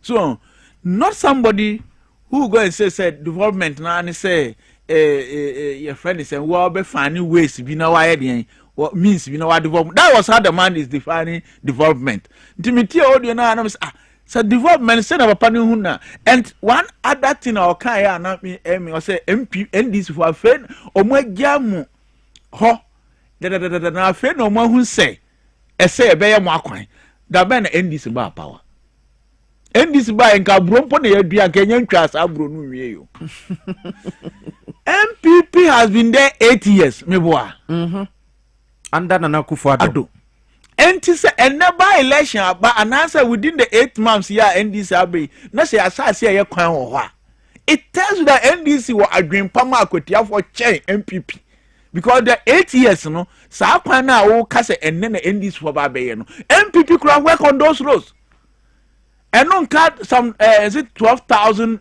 kilometers of roads no year of roads 1 year of roads 2 enka ho so enye on go na papa no ocean because political party be at 8 years omo ambe ye kwan no enne o si enne omo jam da so are you not campaigning against your own people so akotiafo no de media means enti nipa na ono ka se obe resign no we wait to see and it just probably in elections no yanka sa o eye nipa ene ko take decision yeah until kasa so wan wi na analysis ben na why ohun say opa obe wi ntu wan wi nia you can say the man will win but putting and I'm not surprised again Minua you know the whole president edina konya to chacha okay garam say so or the presidency atoso 4 years ago 8 years ago or resign Debbie so in the same vein abe your friend say slogan no dia chire ni sua no dia nim nante they say no within the MPP na your slogan no one man say ama me say ama sanso no da so te ho so but we have to hold the people responsible for some of these things they say entino sa ye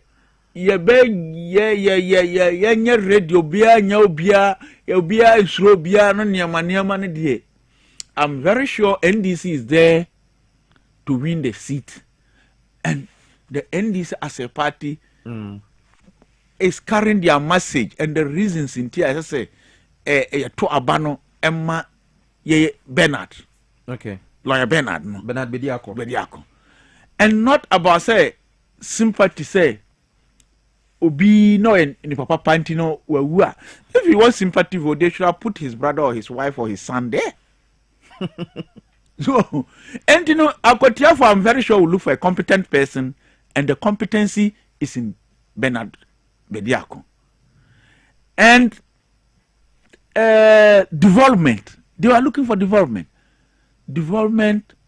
will come through Bernard so I think ntokwane enye ntokwane ekokunu ho so ohwe tone of Canada Japan no a munyum na matie ne kire se mo ye den mo kono memma mu ne all those kind of things no enye ntokwane ekokoku ho and peace council call on NDC MPP say yema asundwe nya den emra kro no so then the same person who wants to lead the MPP as a presidential candidate is also inciting people say ya boa ya ho ya ready ya ni amanfo de besi ani omu de si ebetwa you don't do that we don't do that because there is nothing that can be compared to peace say we pay no anu boa de nchen asundwe and you sika pay no between the ato asundwe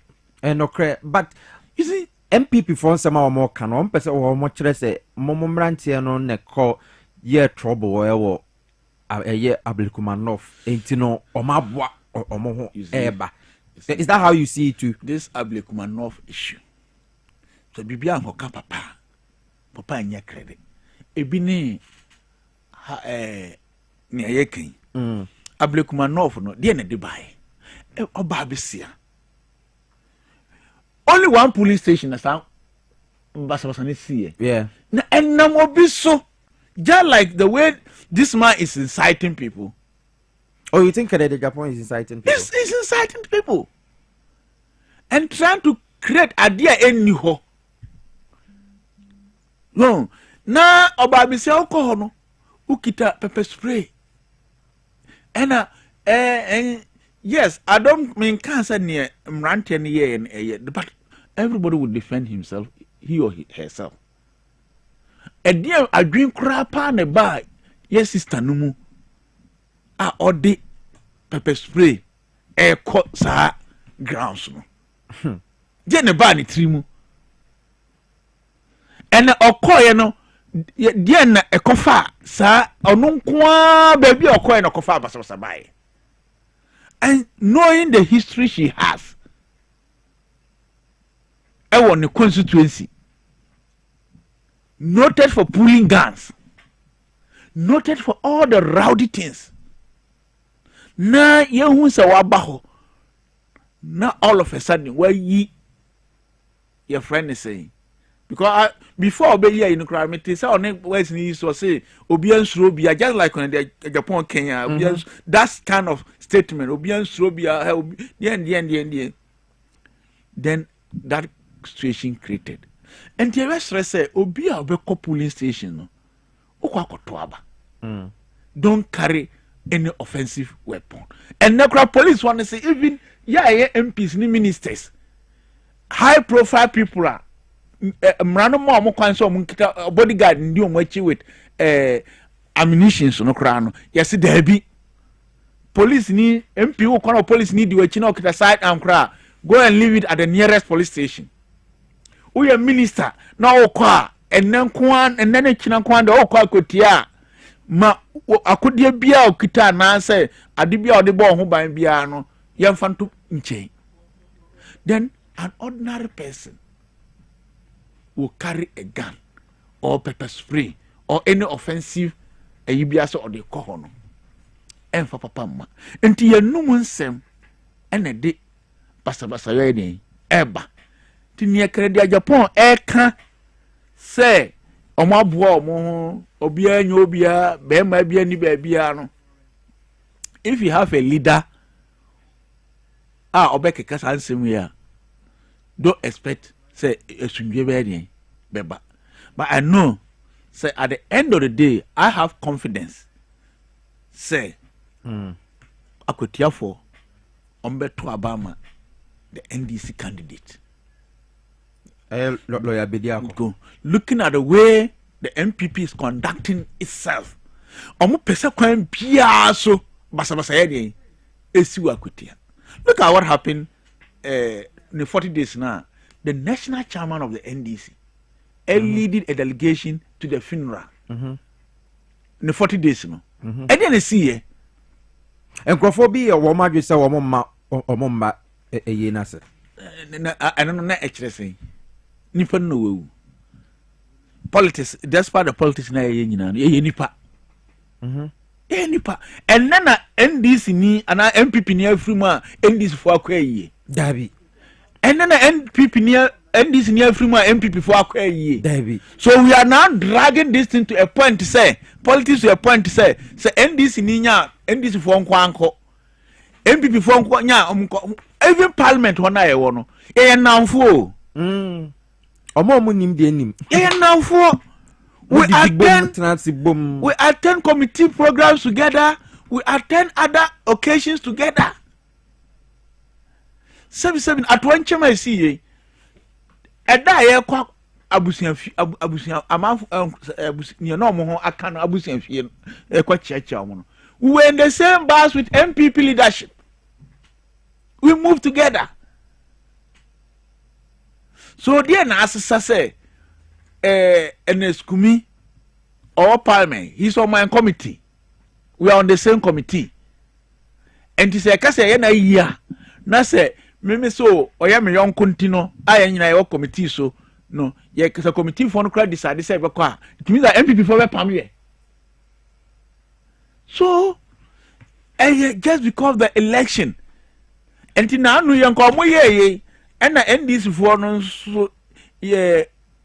Your general national chairman as soon as enter you can't say the best year near and was a see ya and Cassa a unity was an you and because of the election I'm very clear saying election in India general no be kwa chia yie no abonsoa a obi anya den enka omo hwe.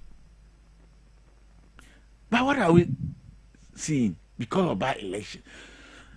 Enti no mi hu ni say election no MPP ahun say enkom wa omo enim wa omo nti so ni eso omo ya ne say omo basa say esi ho. But NDC for no yesre omo di si obi ansi o. Say oba akofo nko. Obi ansi omo. Until say echina. But I say one more 5 o'clock. One supporters ne say I say mo na mo pese mo de ntokwaba. Yo ye na tese ntokwaba ye nso ya jatumu say ye mfa ntokwamba. Because I've listened to our chairman, I've listened to our general secretary who are rather preaching what peace. And this MPP for me preaching war. They should go ahead and preach war and fight alone. Enya me ngwa mo kra pot mi twa mo hoko. Na no wa hu na esi sunyan. E dey na esi sunyan ni. Say ba we so okot thank you to. Who born dog? Ntokwa ko si wo hono. Who born dog? Sikafo dey na no want to ba mi ya. I say ono.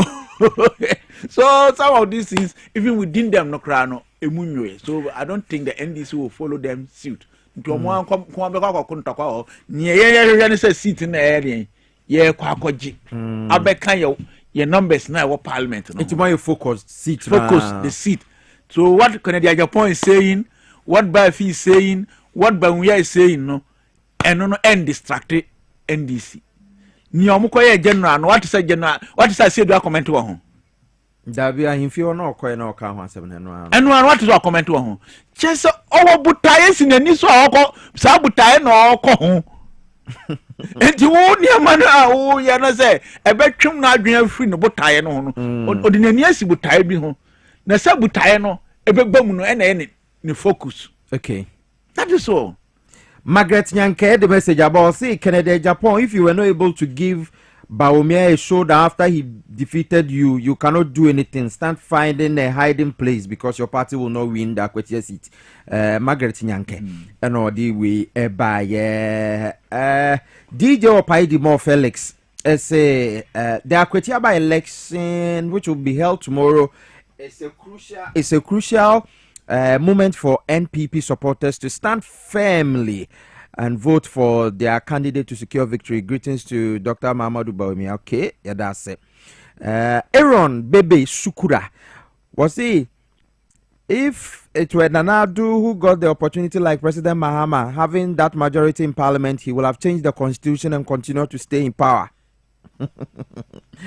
About for okay messages no be na ba okay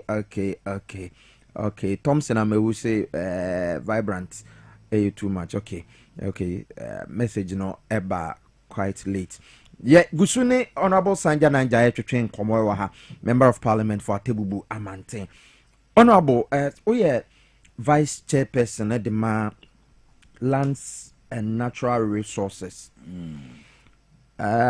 Before weekend no na yehu say honorable Emmanuel Makofi bo atro krata de akwa koma attorney general say on repeal existing mining laws no na a part of a great step we mo take care de aboa se na be ya galamsey activities ebetumi akofom ewo kromaze. Is it the mining laws and answers forestry LI 24 yes yeah yes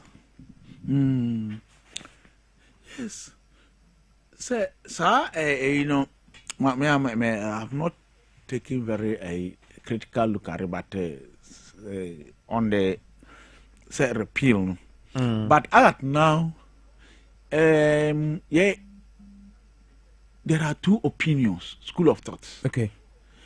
If we say mining laws, no, SRLI, no, portions be what I say, you free ho.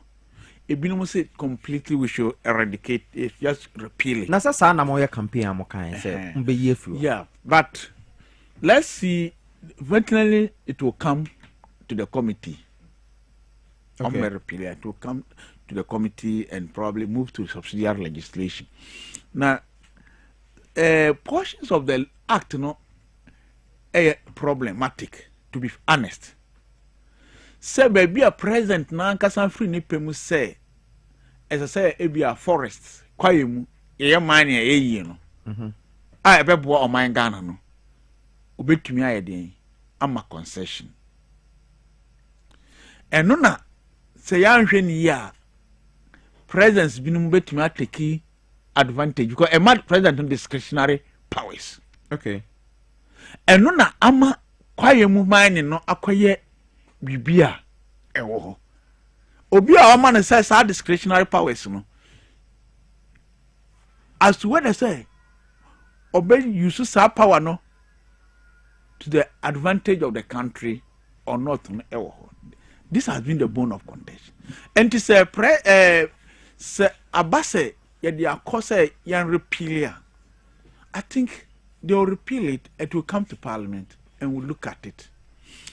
A Galamsey Okono de, we are taking it to every level. Adibia ya beya Galamsey no yebesia no kwan bia no. Eye John Dramani Mahama, His Excellency, any NDC. Team pose ibetu sa anamu. And this is sa LI and a beya consider against the fight of Galamsey. And the president and the minister is committed to getting these things done. And then the MPP want us to understand, say within the 8 months, in case Galamsey you to us. But the problem is that Galamsey no, and you better say be to us. And I can say 1 million to us. Presidency Okrah obeying obey free so. But one free so. Yes, you have own resource. And then you can go ahead and do it, but pray say yancho. The law will be dealt with. Emrano obedi. One, adia pa e here it be two Galamsey ase no. Eye determination and political will. Okay. Say nya papa say be to asia. Ese say you sustain sa force no enya sa ade a be ne na ekina ya jai because akoye about livelihood so ena sika ewum pa enti obi wo ho nipa da sani ena sika ewum ni nsinti no amma person kunya so ayede abam so no benya sika no na Ghana fo nyina bewu kura na okay. I have a friend who catch him say man no or involved in this Galamsey thing na a week or sika na e bana but otra what this na sika we kura me nya na me di ye na ohwe say eniema che say nipa hu be ka no onwa se wa yedin we jai so concession no said dio sika no wonyo so wa yedin we jai because he can't imagine so ohu nsuo no ania I say honorable when I see the surface the water the color of water and so any color David so now me yakwa takwai river bia wo Ankobrano as a claim ntina me ka say san so the activity level no be a 10,000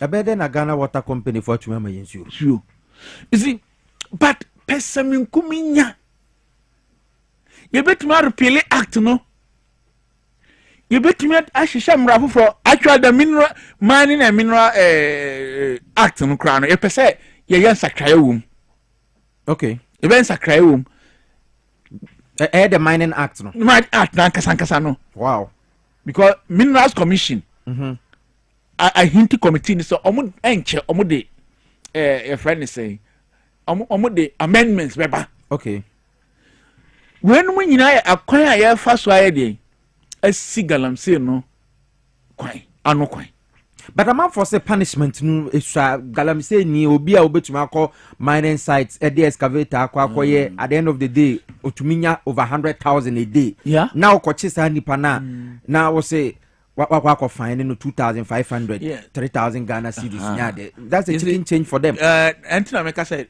the Mining Act itself is going to be amended. And I want to say judge now no te ho no. Judges no enyo mu pemu. And also boni timan no okun. Because every fine no ewo mranum and it gives lower limit and upper limit. Okay. And the judge no wa more than maximum no. Upper limit no. Okay. It also not less than 100 penalty units and not more than 1,000 penalty units. Okay. So Ebanisana, it means that it is within 100 to 1,000. Okay. So the judge can give 100, but he cannot go above 1,000. And to one now, let me tell in China, because for 1,000 penalty units now, it's about 12,000 Ghana cedis was a visa. So, and today we are saying shemwa. What do you want the judge to do? Near a woman or the bay. And to say, no rounds are you going no. Unse commanding companies ni nyina omu problem. The challenge is one of their challenge. Galamsey. Galamsey. So, entino as a obia every stakeholder ahemfo in ananum. Police, the law enforcement agencies, politicians, everybody must get involved. And this is what the Kofi Boama, what's the name? Kofi Boa. Ama Kofi Boa. This is what the fight is leading on behalf of the president. And every stakeholder is getting on board. And nothing the measures now they are told. And then so no crano and your water gas or many times you know. And a chew say, oh, yeah, Galamsea, Emrano no bad, a bedino. Near Nansen say, look at the number of deportations on my Chinese nationals. She prosecute. In the past, were we having that? But so you Ghana ni now could do what China, say China bind you betum or why didn't I prosecute? Yes, I didn't send you back to their country. Their laws are different from our laws. That is the situation. Say, Omono law no say nipa na prosecuting or what, so be it. Yan so laws no say yan deport to a man answer. And see sometimes keeping them in Ghana also have a cost. I don't know. Zontolina not a prison. Honorable, Nasa Zontoli de are here. Zontoli are here. So we are doing what we can do. On says cooperative mining, it's one of the measures. Also, community mining na ye kan ho asem. You go there in the community mining, nipa na omo yes mining, they are not even from the community. You may not get one single person from the community or kan ho. So this guys are almost say China for Adiafa.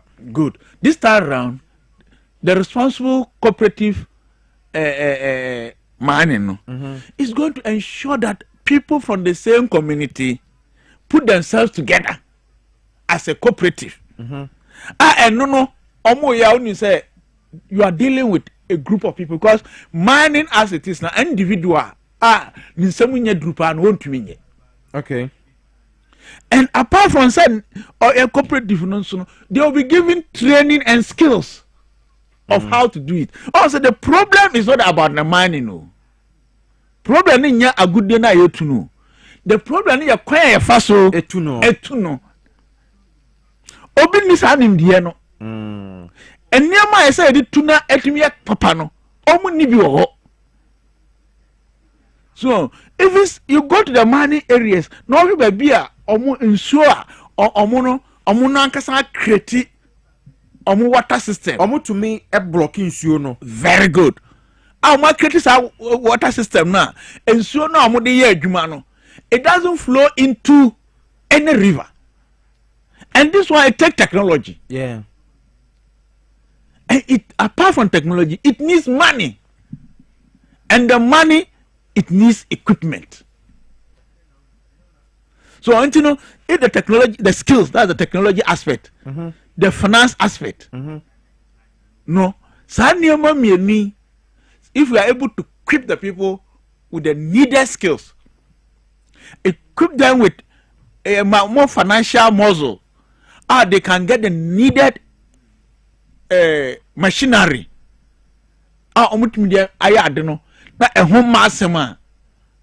why not? Okay. So mining. There are places, but in Africa, maybe I am mining piano. It seems we have this problem. But South Africa phone is our problem. Yes, looking at South Africa, I can't no more than Europe. Say, at least that place, because of the long colonialism, no, and never be ammonia the donor is like it's a bravo. But apart from that, so if they can do it in South Africa, why can't we do it in Ghana? We can do it. It's so, even okay. And the solution to the problem, because I was can't say about livelihood. The livelihood empowerment programs. But the problem is, why come we being cocoa? So only some go no ebe take it 3 months and say we tomato be anyesika. But or mining site Debia. And you know, the best livelihood is to train him how to do it and license him so that he can regulate him. Okay.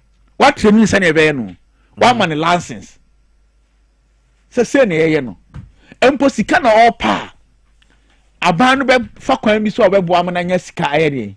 E dia equipment here. Enko chan fine. Okay. So now what me ayade no kwan so. So once we need the gold, we need it. Yeah. It's a source of foreign exchange. Yeah. Can be na CD na strong than saying you know. Gold board for other Roma. And you know, I didn't know yam one nipanumano no papa na yen sasia I say your environment I say yemfusase every baby okra be kwese baby okra e dan na u timu nsanka eti ase no ase no kra mo ye gold which means that they are sitting on a time bomb wasa japa yensu a essay ye kwaya mutwa na yempe kwan bi so say okay mu de munye na emu kwan we na mo mfa so nye na yen monitor o mo so wa mfa kwan no so a emra say no otwe no no ayede adi. I think when this we are able to regulate things this way, we will see results. Okay. Because last time you be say ensure no more say na na say never say ya bias ma jagalam say ye. It better take how long to get clean water. People no catch them say an expert from the Water Resource Commission. Okay, say it will better take more than 10 years. Wow. And suddenly you no back it normal. Hey, form. And then you was somebody. Oh, you was somebody po. Hey. So galamse asem no nye ankran krobi asem enye political talk. But for some time ago no your man some political colors. Oh, and this was say MPP for na MPP for say we are some politicians in here. No mama say we are politician no we are cry. Bompire Saudi do not pop up. Now say want to say not enemy of persons who the national vice chairman, including the national organizer of the party. Say no question. MPP for say settings na mo na no hwe nyamba abonten. No. Tie Adana. yɛse piesie akɔfa akɔbɔ korɔ no yɛhu sɛ ade ne kita no yɛbɛkɔ ne fie akɔhwɛ ebi apɔnkye na ɛsɛ wɔawia no akɔkyekyere no ne fie yɛkɔɔ na apɔnkye no ɔnkyekyere no wɔ hɔ na obi adi adanse so na ɔba fie ɔmfa apɔnkye bi ama ya but the fact say yɛaka sɛ wabɔ korɔ no nti yɛnka sɛ kyinkyina wabɔ korɔ no no David. So the good thing about it is that nipa no says in the dim and na ma yinu mu a monko ye hwehwɛ mu fa Dr. Professor Frimpong Boate the report no the buy no what step did the MPP take on it? Minim no mo ye. You are well informed and I sit here because you are a journalist. And I'm gonna move this animal way. Tell me, tell me, say Samran, what did they do? Some key people or staff mafu and co all omudi in Abamu. By young Hushi, but where there you can't say you mean any vice chairman involved. President, we are involved there. Yanko and also musikum. Apart from Jamuno, there's nothing we can do. And Jamuno and our trust. So on my penny John Drawan Mahama. So we are Jamuna, so who born they will deal with them. You will deal with them. Wow. Yate. It's 5 minutes after 10. Yeah, time na nyaswa no. Honorable Sanja Nanja and our ten and Kano. Vincent Odro, see what you like from Nsawama Duajiri. NDC will win the Akwetia by election hands down. Greetings to Honorable Elvis Okrah and Malik Basintali. Paul Amenoso, you see Akwetia for NDC for Akwetia. Hey, Moniabru. Kwabena Edifrika Swana or the bio. Say good morning, Piesie. Tell the NDC to tone down their confidence level so far as the Akwetia by election is concerned. The overconfidence is too much. The seat is for the MPP and retaining it is nothing serious. Remember what happened at Asenoff. They should be careful. They should be careful not to laugh at the wrong side of their maps tomorrow. Kwabena Edifrika Swa and our de eba yeah. Mame share message way. Of Kofi Kwati Kokuro. Say good morning, Piesie. Anyone following the Akwetia by election campaign activities will realize that while the NDC is campaigning on bread and butter issues and development, the NPP is resorting to emotional blackmail and threats. The NPP appears to be losing, and I predict they will resort to causing mayhem and accusing the NDC and the police. Mark my words. For Canada, Japan, he was losing the MPP presidential primaries, but with such a reckless statement from him yesterday, he's down. Winning anything. For Kofi Kwati Kukuru, Ella Wade, some message, and so Ebreme. I think say my message is Nina. I'm faster than Mark Bozo Herbal Clinic. Say premature ejaculation. You say, Bearman, we no quansa obey me wound. Dr. Bozo say, or Ken Bearman bra. Nayan reset to system and farm mount. Candidates na ha oba okohwa yebeboa enemu yade bia enemu bibia Agbozo Herbal Clinic to the rescue. Your kwasema yeba himfie no freyen 0241750282 0241750282 tema community 25 and so yewo ho na wakoho so akwaje wayarehwe Honorable Sanja yeko enti Akwetia by elections no ye taking Akwetia people for granted say we have won hands down, sir. But looking at the campaign messages and looking at our actions and then the development that Akwetia want, Nipa is almost to Abamano, MPP and this candidate. If they think, yes, anything apart from that may be disastrous to them. And about violence and other things, I'm very sure with his our national chairman, Johnson said in Katia Deno, Minini say, Basa Biabedi, Bessie. He will calm down our people. Kabasa and can near a sea no, a year national. And you know, if General opens his mouth and say, this. I'm out for BDH. BDH. Mate. eti yehwe wochena sabre na ha ya hye na yeguso fa report nyame boa wochena ye be fa report na ahodo ye wo 5 strong men e wa kwatia wono mo be di dwumade amaye nti wochena ha ya na ese wo hwe videos ni bibia NDC wie ne last rally enra ama sisi no bibia e koso nti wochena ye be san trans honorable Sanja Nanja Medase wono eneye member of parliament at the ma aye manfo wono mewo atebubu amanten and I'll tell you, can you do me see as I can come my team in Emmanuel Wusu in Crawford Ella and Desmond So and Ralph and then the Mrantia or MCR. Yadamunina say, Medi the Piesie Okrah, boys prefect, chief tankers, honorable without constituency. Happy birthday and call Enfama Yura Abraham Kumsin and Rana wo birthday and Ra. Oh yeah, Secretary General at the Ghana Federation of Labour, Honorable no. Abraham Kumsin, and run now 80 years. Yamin Srao pa 1-2 Nkwane still strong. Akokrata mai still strong. Happy birthday, Michael Nick Pakwa Lote Okrah Mayor. Uncroft na asa aba ho omo a ono moto ade okwan no oba asa aba Okrah Mayor ene your birthday kopam Crawford in free street ne so abutua for ya de dwumade ni isi wa ha me di Piesie Okrah me ne nke obrempo na de dwumade bremo nyankopon ya doma wa chena no pa ya baba betena se aba besom man ni biom nyankopon ka hu bia ho